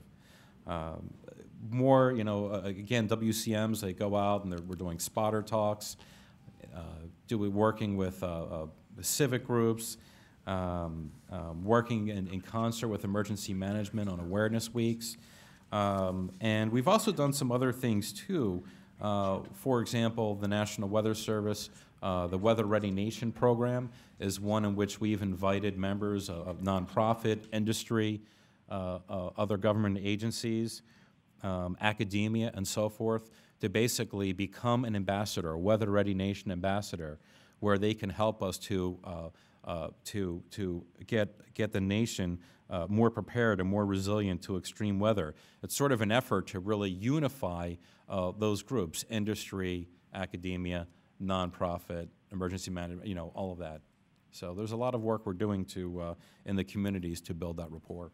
Now, I just got to do a quick follow-up because that sounds great. What are the? I'm sorry, forgive me for forgetting, but what is the local weather? Oh, what's the title? Warning Coordination Meteorologist, WCM. Okay, are Yes. WCMs Yes. ever members of the SECCs? Yes, they are. They are. For example, if you look at the EAS plan for the state of Maryland, you'll see Chris Strong, the Warning Coordination Meteorologist out of the Sterling, Virginia office. Okay. Greg? Yeah.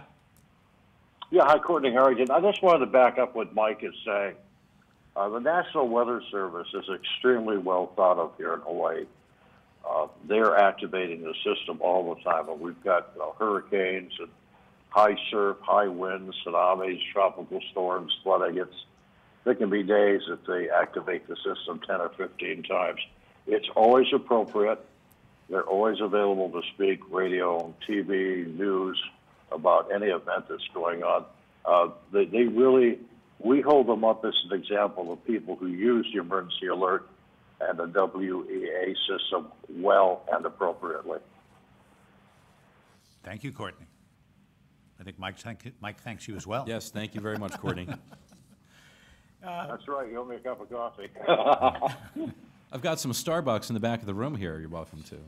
Okay. All right, thank you guys. So I want to turn back to John Davis. I'd like to ask you about consistent delivery of WEA. We've had some reports coming out of Hawaii, the National Capital Region Test. There have been reports of inconsistent delivery of WEA, and I'd like to dig in a little bit more and see what's being done about that. What are you finding?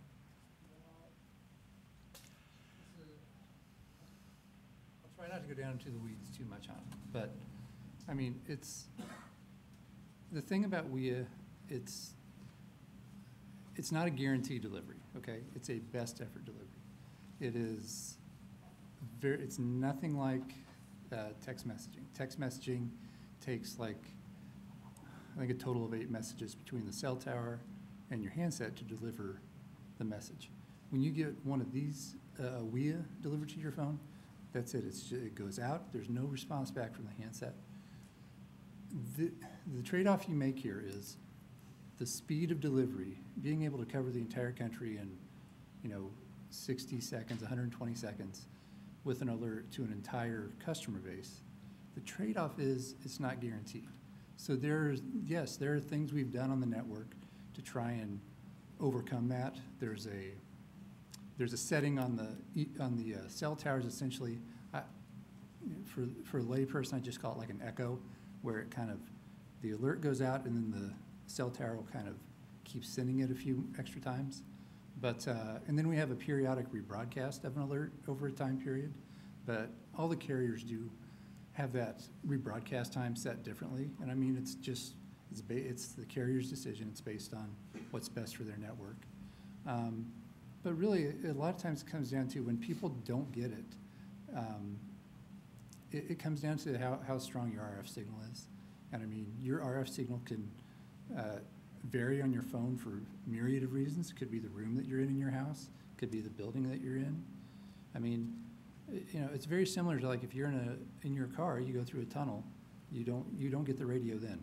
It's very similar type of technology. It's a broadcast technology, and it goes out like on a pulse essentially. And if you're in low RF area, there's a chance you will not get it. I want to follow up with regard to the handsets. Is there a way to test these handsets today to ensure that they're WEA capable as they're being rolled out? Yeah, we test them in our labs. We test them, and there is some test codes that have been set aside for the carriers so that we can do some real testing. I know that the last report and order, there's now going to be some test alert codes put in for the alert originators to do their own testing that way. So, but you know, the thing with that is that that's not going to be available. I mean, it'll be available probably on, you know, on the carrier systems. It has to be enabled, I think, on the Federal Alert Gateway as well. But really, the handset software is where a lot of that work has got to be done. Because you're going to have a lot of handsets that are out there that aren't capable of receiving those alerts yet. It's only going to be like new handsets going forward. Okay. Rob, I'd like to follow up with you a little bit on that to get your input, but also to ask a related question on testing. I think as any of us who were around for the inception of WEA, the idea then was not to test to the end user. The Commission put in rules to set that up, which are due to kick in May of 2019. But in the interim, there have been a number of events that have really upped the pressure and the number of requests for waivers that the Commission has actually granted. And so now we've got a couple of tests under our belt. And so the question is, how have customers reacted to this? And I'm not really necessarily talking about receipt. I'm talking about just response. Were they mad? Were they happy? What has been your and other carriers, and really this goes to you as well, Courtney, experience on customer response to the tests that have occurred? Certainly with the two tests in the DC area over the last couple of years where there's been significant warning by the local EMAs, it was, I wouldn't go so far as to say a non-event, but something pretty close to that. I think certainly with the April 2018 test, all of the local governments did a very good job in reaching out to us, in reaching out to the local media, using their own social media tools, to the point where, you know, when the alert did go out, we were, one of the things we weren't certain of is whether we were going to get a big spike in customer care calls. To my knowledge, we didn't. I mean, I'm sure there were some customers, as Mike found in the early days, where, you know, why am I getting this? But that's probably just kind of the reality of the program. But I think at least based on certainly those two tests, and the other test I'm referring to is the 2017 inauguration, where there was a real good, diligent effort to alert the public, alert consumers about the alert, that they really did a good job. There, in some of the other tests, the recent one in Vail, that one's harder to say because it was a fairly confined area, so it's hard to say what the reaction there would have been. But I think the lesson learned from certainly the April 2018 alert is the more advance notice, prior customer education is done, the better. Thank you. Thank you. Yeah. Go Sorry, ahead. if I Go could ahead, just jump Courtney. in. Yeah, sure. I would echo what Rob said. I think it's really important to have notification both for the carrier's use and for consumers, because I know that some of our smaller providers, and let me put words in your mouth, maybe the nationwides even, have experienced some consumer pain with over-alerting in the past. So I do think those notifications for testing and prior warning are important. I also just want to go back really quickly to what John was saying about handset software and upgrades. As I noted, some of our carriers are often 12 to 24 months behind in receiving the latest handsets, and similarly also are not involved in the handset specifications to the point where they're unable to influence the configurations that might address some of these issues. So that does leave them a little bit frustrated, and it's just, like I said, another variable to consider. Thank you. And I'd like to turn to Mark Reddish and Director Strickland. I'd like to talk a little bit about the role that PSAPs play, public safety answering points, in the emergency alerting landscape. We've referenced the Vail, Colorado live WEA test, and I believe that was a test that was initiated by the local PSAP. What are your thoughts about the role of the PSAPs in this emergency alerting landscape? Thanks for that question. I think it helps a lot to think of PSAPs as the nerve center of emergency response, right? So on the one hand, you have input from members of the public calling 911. On the other hand, you might have interactions between the public safety telecommunicators and police, fire, EMS operating in the field. And certainly when there's an alert issued, PSAPs are going to have an important role to play. So I think actually the report on the false missile alert gives us some good data points. So I think in the report it says that in a period where you typically have a few hundred 911 calls, there are over 7,000, right? So public safety telecommunicators are in a really key position to help reassure people if the telecommunicators know that it's a false alarm.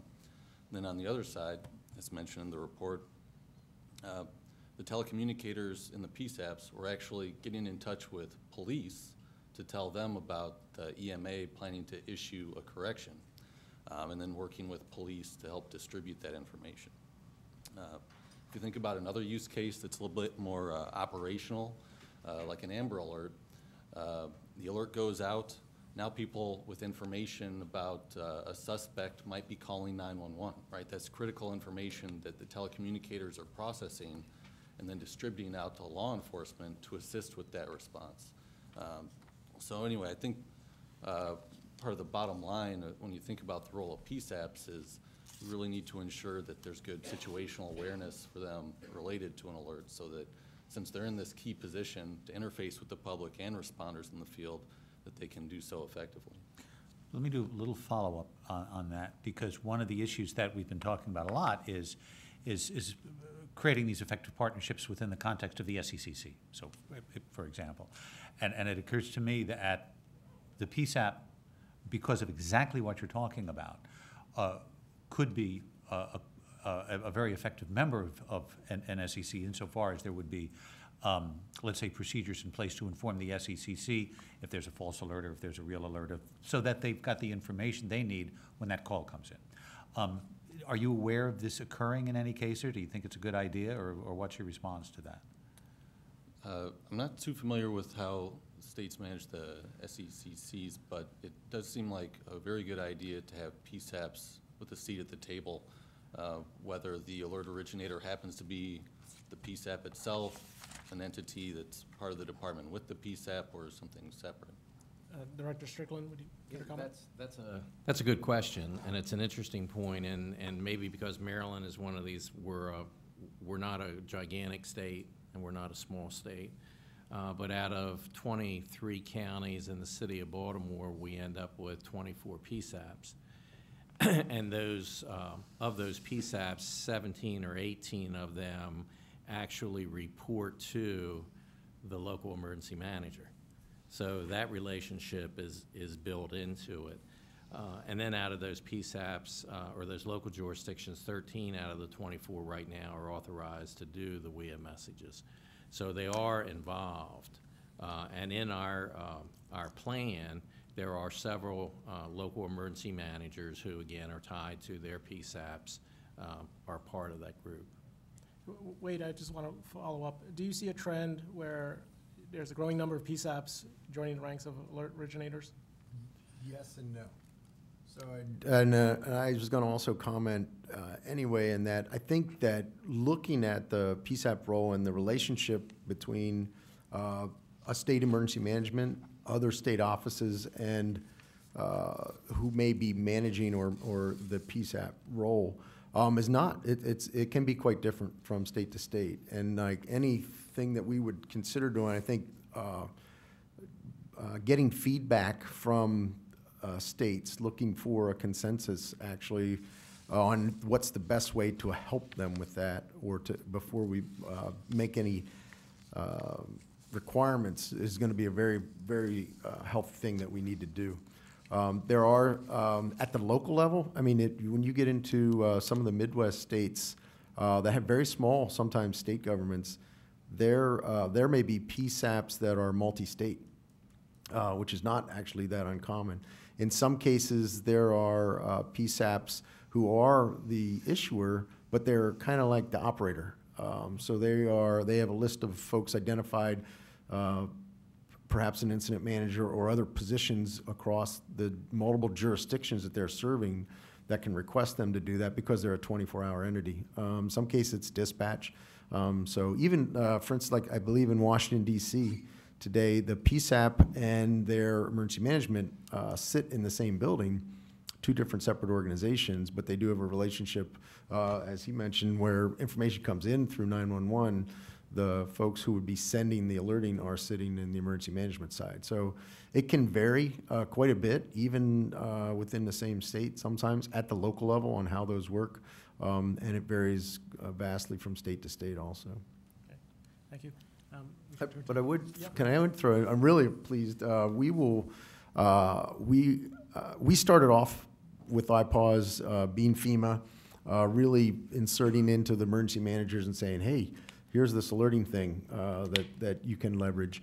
And we've learned that there are quite a few other organizations that sometimes have that responsibility for sending public alerts on the law enforcement side. They're not always together. And in fact, many states now have, and they have gotten together to decide that on who does what alerts and when and how they work out. Coordination, you know, amongst the locals was a big topic on the last panel. That's done differently everywhere, and it's something that is evolving. You mentioned the word evolve. We've been evolving, and I think that we're going to continue to evolve as there's more experience and more lessons learned and usage across the country, because I don't think that there's not a template you can lay down right now on every locality and every authority across the United States that perfectly fits. So there's a lot of evolution to go on to figure out that coordination and that split in duties and common messaging and what works best for effectively getting the public to a safe position. Let me just ask a question from the field. This came in, and I think that we'll start with Wade, and then we can move this to folks who would be able to respond to it. The question is, do all alert originators use the same names or categories for public-facing alerts? So, for example, we know in EAS, you got basically a laundry list of event codes, whereas in WEA, you have imminent threat for pretty much everything except for AMBERS and presidential. So on a practical basis, since you see these, because they all come through IPAWS, are there generally agreed upon sets of terms for types of emergencies, such as chemical spills, wildfires, et cetera, that are used across the board? And actually, this would be a question for you too, Mike, because this is largely Weather Service stuff that can apply both to EAS and WEA going through IPAWS. No. Okay. No. So, yeah, comparing state plans, there can be, again, quite a wide variety. I believe some states look at the individual codes as pertaining to which group within their state is issuing that.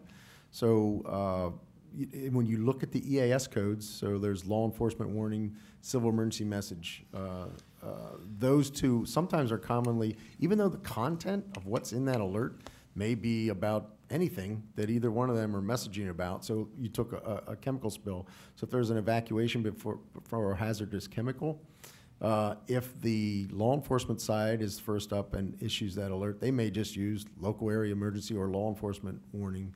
And then on the civil emergency, if it's the emergency manager side, they may use civil emergency message. You know, when you get into all hazards, some state plans lay out very specific events shall be used in very specific codes, but not necessarily consistently across. There's even some states that use an administrative message to relay, and in some states, they, in their state plan, will identify the administrative message code as a must broadcast. So it can't be consistently used across the states, and you'll have things sometimes spill across borders of states due to differences in on which codes they've asked to be broadcast by the EAS system. Do you have any comments to say on that, Mike? Yeah, you know, I do actually, and I think what's important to look at here is really the social science component of it. You know, we tend to get a lot of engineers and emergency managers and others in the room, and I think one of the things that we've seen that's been of increasing, that's gotten increasing attention is the social science associated with public alerting. And I know that in one of the social science studies, for example, the source of the information, having a trusted, reliable source in that WEA message is considered one of the most important elements, if not the most important element in that message. So I think we're generally fortunate that a lot of folks know who NWS is. You know, we only have 90 characters right now to work with. So to be able to squeeze in the name of the organization, the authority, as well as other elements, you know, it's a bit tough. But fortunately, we think a number of folks know who NWS is. We've also heard some folks say maybe they don't. But again, the type of hazard, the time for which that alert is valid, and you've got to have actionable information in there. I mean, that's why you're issuing the wireless emergency alert in the first place. That's why you're activating WEA, is because you want people to take some form of decisive life-saving action. At least that's why we do it. And I think, again, I can't underscore it enough, social science, I think we need to continue to pay more attention to it. We pay a lot of attention to the technology, and I think we need to pay almost as much, maybe as much attention to the social science aspects. Again, it's trying to keep focus on what it is we're trying to achieve in the first place, and it's that protective action taking by the public. Thank you. Thank you. And in continuing that theme of encouraging folks to take protective action, I'd like to turn to Howard Rosenblum, who's on the conference line. Howard, I'd like to hear your perspective on developing effective partnerships with emergency alert originators, broadcasters, as well as wireless carriers. Sure. Hi, John. Thank you so much for inviting me to sit on the panel. I think it's a really important topic, particularly for people with disabilities, including those who are deaf and hard of hearing. Often, deaf and hard of hearing people are the last ones to get the information that everyone else has already had. And this conversation that we've talked about, EAS, WEA, PSAPs, all are services that historically we have made attempts to partner with in order to develop better methods of getting information out to deaf and hard of hearing people. As you mentioned, I was there on January 13th in Hawaii with my board of directors of NAD. We were sitting at a library at the School for the Deaf and Hard of Hearing in Hawaii, and the alert came out. There were 15 of us who were on site there as part of that meeting. Everyone was deaf. Out of those 15, 2 people didn't get an alert at all sitting together in the same room. Most of us were iPhone users. Those of us who had iPhones mostly received that message. One person didn't. Turns out that person had mistakenly opted out in their phone settings from receiving the alerts. The other person had an Android device, and apparently that device had different levels of alerting, as we were talking about earlier, presidential alerts, imminent threat, etc. And apparently the imminent threat there, and I don't know what the default setting was, but on this device, when we looked, that was off for imminent threat. So those 2 people didn't receive a message at all, which made us wonder a little bit about the alert.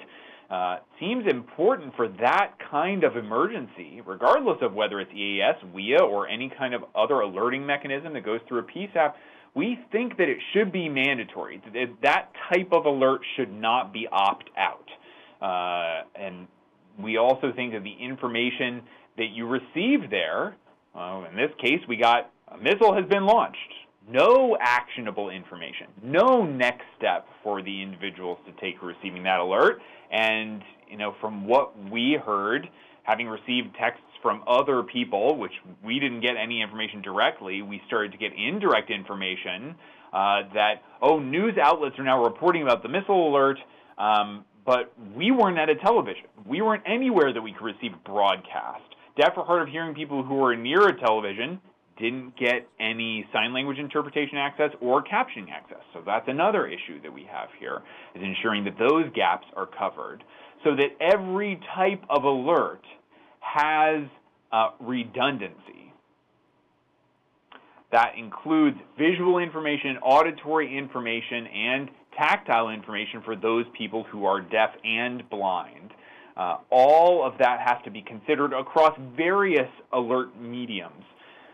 If it really is a threat of life or limb, it should again be mandatory, not an opt-out scenario. We were talking a little bit about PSAPs as well.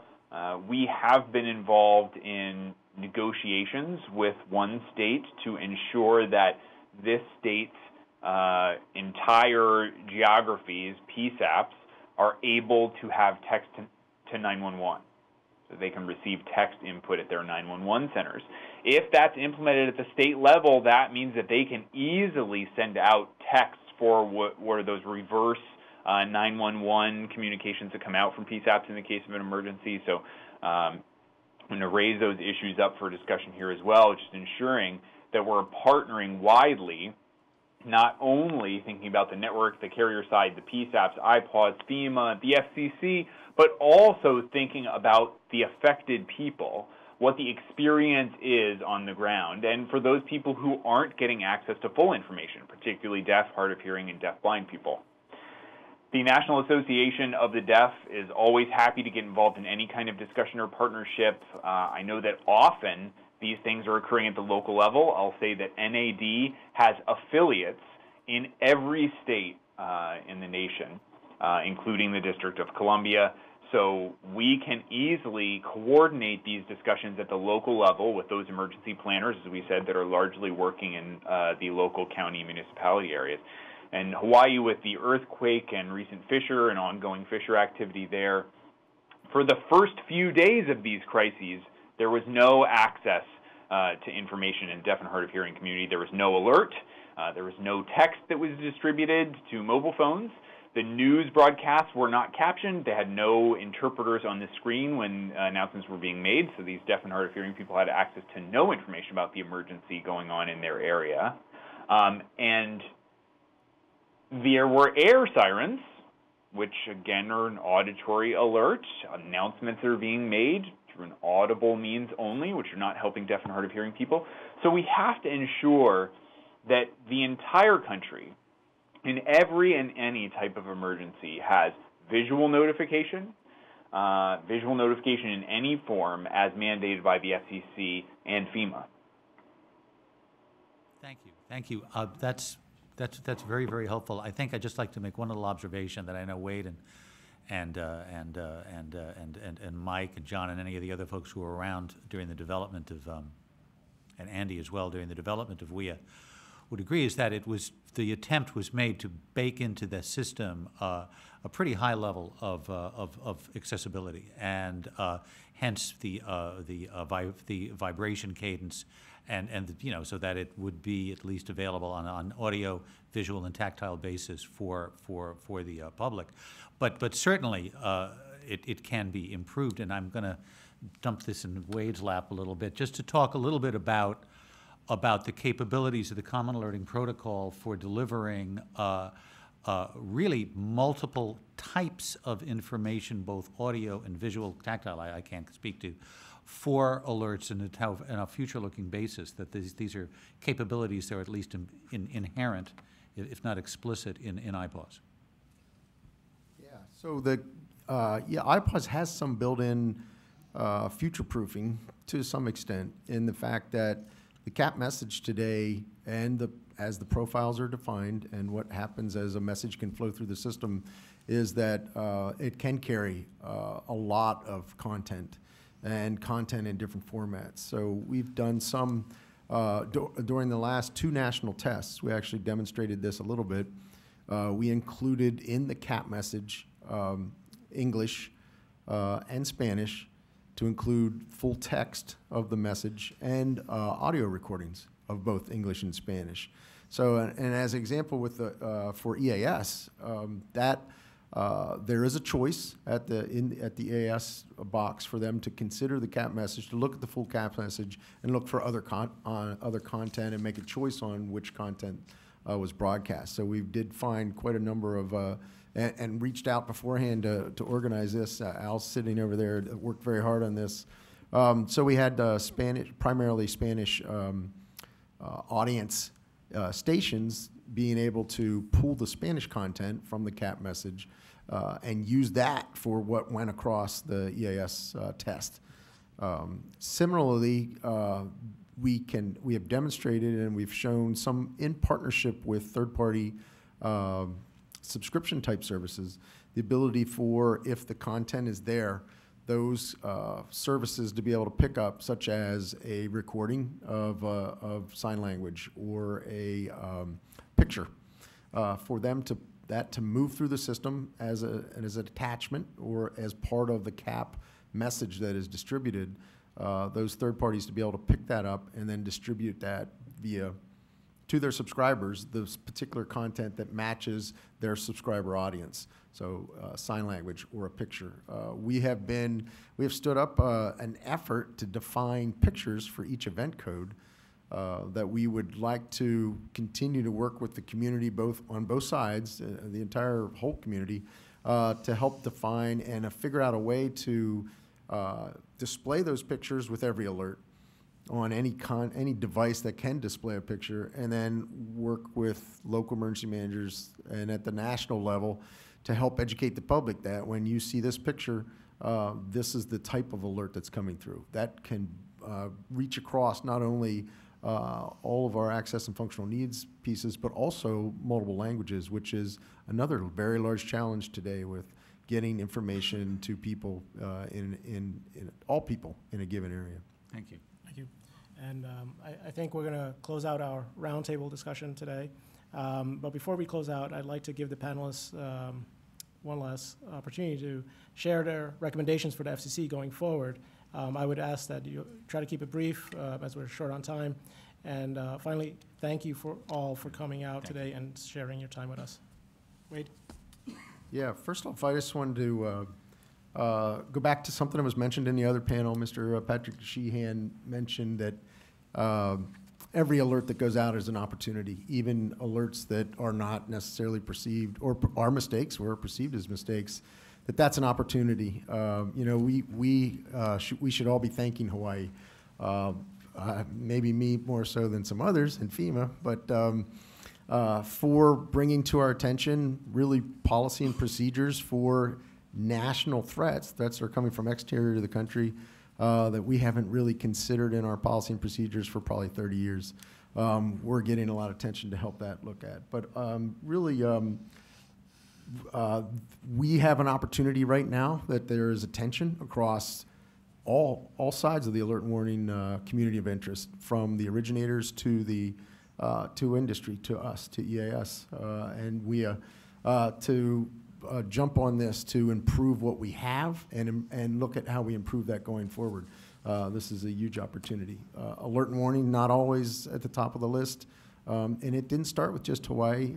Between the wildfires in Tennessee and then the wildfires in Northern California, we saw an uptick in alerting authorities reaching out to us to get access to the system. So not perceived as problems by the folks who have to send alerts and warnings to the public, but they took that as lessons learned, and we've been trying to keep up with really demand to provide assistance with them getting online and figuring out what's the best thing to use in their area. You know, the internet, we didn't talk about the internet. Yeah. The internet, I think, it made the world smaller, but it also fragmented the way you communicate with people. People are using multiple various means. So I think EAS, we need to enhance that, the way that it's delivered. We have a good core system there, but perhaps the way things are displayed or enunciated can change to make things better. And we have a lot of examples on that can lean forward. In the olden days, we had a single method that everybody pretty much listened to. That's not so today. So figuring out how to coordinate these, we talked about wireless emergency alerts and then filling in additional information with broadcast sources and cable sources. That's very important. The order and the way that we do that is something that we're considering and trying to assist with too. This is a great opportunity. This was a great panel, a lot of great lessons learned. I took a lot of notes. We have a lot of work to do, and I appreciate it. Thank you. Thank you. Mark? Thank you for convening this panel, these panels. It's really interesting. For APCO, definitely interested in how emergency alerts can help public safety telecommunicators inside of PSAPs be more effective at their jobs, protecting the public and working with first responders. Definitely appreciate the Commission's interest over the last several years and what's expected in the coming years for improving, enhancing alerts, starting with multimedia. His comments are due later this month. So thank you. Appreciate your leadership. Thank you. Andy? I guess I have three things. One is, I think I'll echo the panel here by just saying thank you for convening the roundtable, and thank you, Greg and John, for your leadership here. We really appreciate the relationship we've had with the Bureau, of course, and you guys personally, as well as the folks over at FEMA, Wade and Al, over the years. We really appreciate being able to work with you guys on improving EAS and cable and in terms of the ecosystem all around. Second, I guess I would just reinforce what I think you guys already know, that cable is out there, plays an important role in dissemination of alerts. Maybe this is a message also for emergency managers. We're interested in continuing those relationships, those partnerships all across the U.S. Where cable's concerned. We've worked very hard over the last couple decades or more to improve the reliability, I think, which was evident in the last national test report, where cable, I think, scored 90.3% of free transmission of alerts. We're very proud of that, but of course there's more work to do. So just keep us in mind. We're out there. We're, as I said before, sort of the last person, and before that gets to that set-top box when you're watching the cartoon channel that Greg is fond of watching. So, and I am too, by the way. I guess that was really it, those couple of things. So, all right, thank you. Justin. I think I would just end with saying the legacy broadcasters have been here as a cornerstone for the system for a long time, and we're excited about the new technologies that are coming, not just in WEA, and Wade, I think you talked a little bit about disseminating the information differently in the way it's developed, and there are some technologies coming along both with ATSC 3.0 that are going to really change that on the broadcast side as well. And radio is becoming, there was a time where TV was, radio with pictures. Well, radio's getting pictures now. And we're finding new ways to disseminate information with images through broadcasts in the car, in the dashboard. And I think you'll see all of that begin to form and formulate, and it will become, it'll become just as important as all the new technologies we look at moving forward. And I think the key to all this is we are mass communicators, broadcasters. So when you've got a 97% reach of the nation, this is a piece of the pie we have to make sure we keep it within this hub as we develop it. So the only ask I would have is, obviously we've got a long road to hoe going forward in Colorado's state plan, and I know there's been discussion of more online templates and ways to maybe update, upload, and follow guidelines that the FCC could outline and make the whole process easier. So those would be quite helpful as we start to move forward in Colorado, and I'd love to see some of that develop. Again, thank you for the opportunity to be here, and this has been an amazing panel and a great learning experience. So, thank you. Thank you. Robert? First of all, thank you, Greg and John, for inviting Verizon to participate. Just one ask and one reminder, I guess is how I'd couch it. First of all, we look forward in the coming months and years, perhaps years, in working with FEMA and you all on improving the WEA system.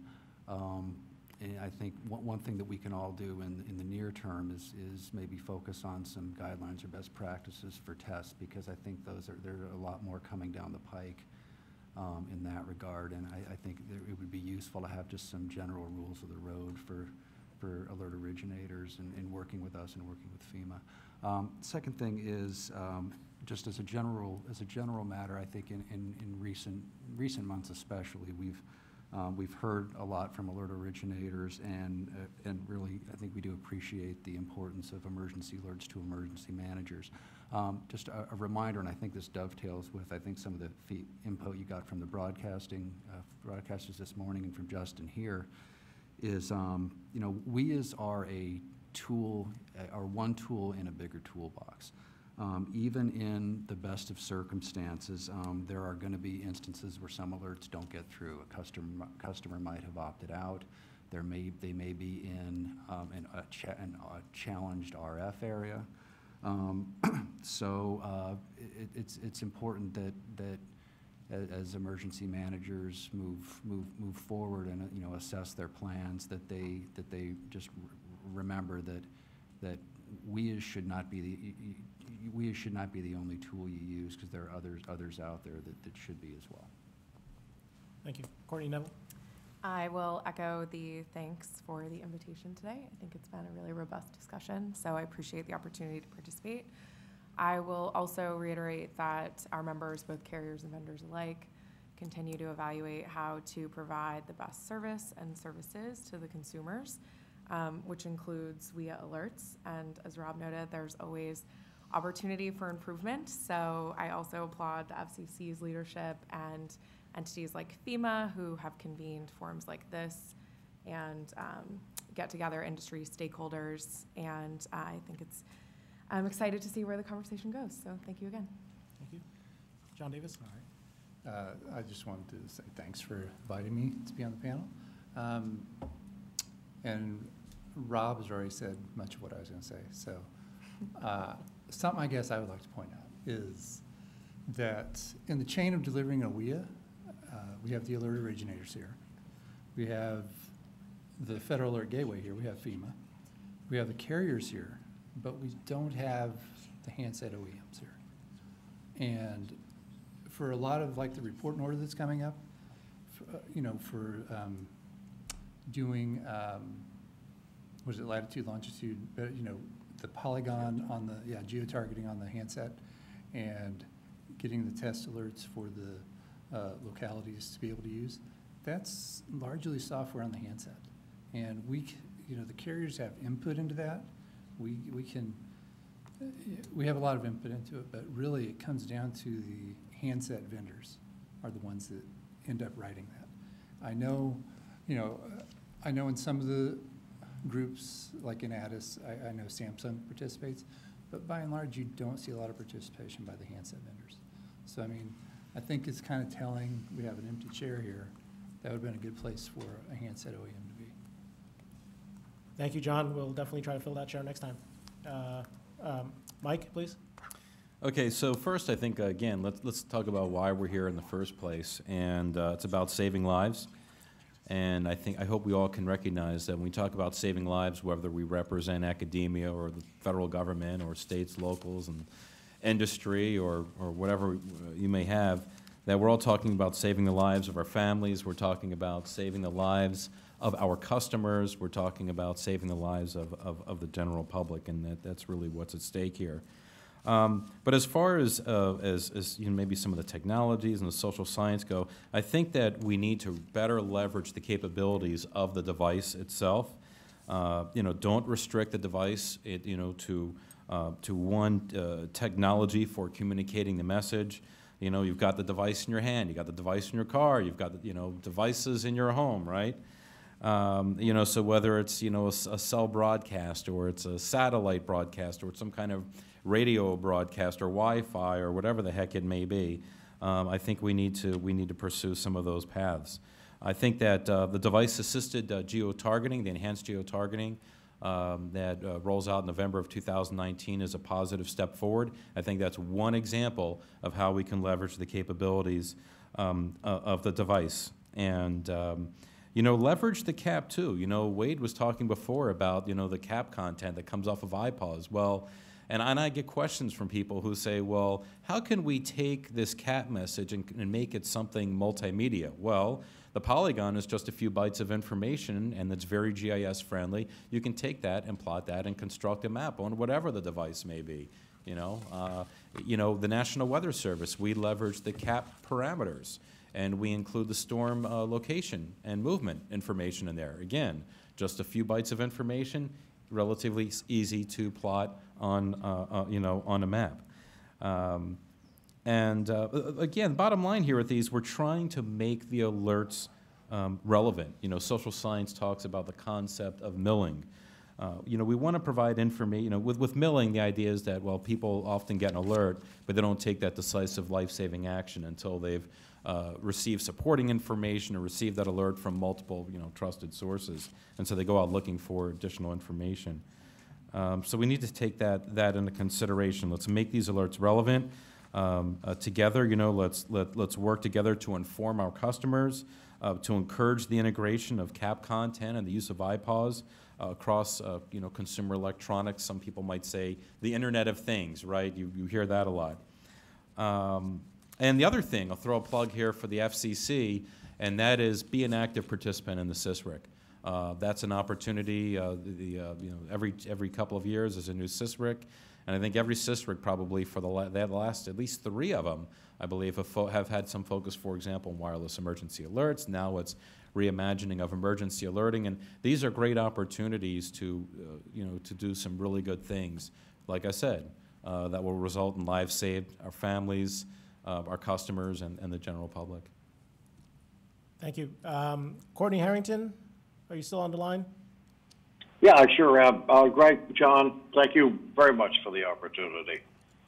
I think you've heard the concern from both panels that broadcasters feel they're being shuffled to the back burner. True or not, that is the perception right now. For 60 years, we've been training people, at least here in Hawaii, if there's an emergency, turn on your radio. And that's still the very best way for an evolving incident. People need to know, they want to know what to do. The new technology is offering new ways of getting the word out. It looks fantastic. It's still limited, though, in the amount of information it can provide. One quick comment on filling out the EAS plan online. I think everybody agrees anything that cuts government paperwork is a very good thing. I do have some concern about being locked into a cookie cutter format that might ignore some plans that have sections specific, let's say, to our state for policies and procedures, specialized issues that need to be addressed or guidance provided. Now, if that ability still exists, boy, I'm all for it. So again, thank you, gentlemen. Thank you, sir. Howard Rosenblum, are you still on the line? Yeah, this is Howard. I want to thank you again for hosting, Greg and John. I appreciate that, and I appreciate the invitation. I want to echo what my fellow panelists have said. I think it's really important to consider that we are talking about saving lives and to make sure that everyone is getting the information.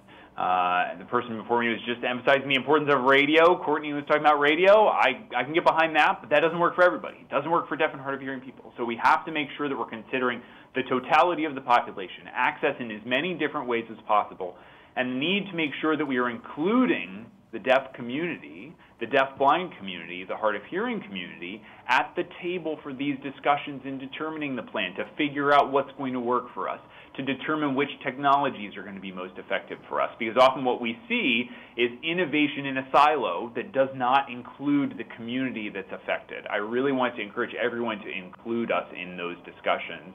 I saw on the news today they were talking about using automated speech recognition, or ASR, for captioning the news. And it's horrible. I know the technology is getting better and better, but as a deaf person who relies on captioning, I can tell you my lived experience is it's horrible. So then I would want to get in on the ground floor. If we're talking about life-threatening situations, emergency information, you should not be looking at ASR. Even though you may see the advantages of the technology, you need a live captioner because of the quality for that. And that's something that I can give you and other deaf and hard of hearing people can give you. Thank you again for the opportunity to be here today. Thank you, Howard. Well, that concludes our program for today. Before we leave, I'd like to turn the mic over to Deputy Chief Nicole McGinnis, who will give us some closing remarks. Hi, everyone. I just wanted to sneak up here to say thank you to all of you for being here today. Thank you to our wonderful moderators, John and Greg, as well as Nellie, who's helped facilitate the questions. The Public Safety and Homeland Security Bureau has just done a really great job, I think, in pulling this roundtable together today. So thank you very much. And thanks to our panelists. Some of you have traveled great distances to be here. We really appreciate your input. I think we've learned today that there is no single solution to preventing false alerts going forward, but we can certainly take steps to reduce the likelihood that they happen and also to mitigate their consequences as well. So thank you all.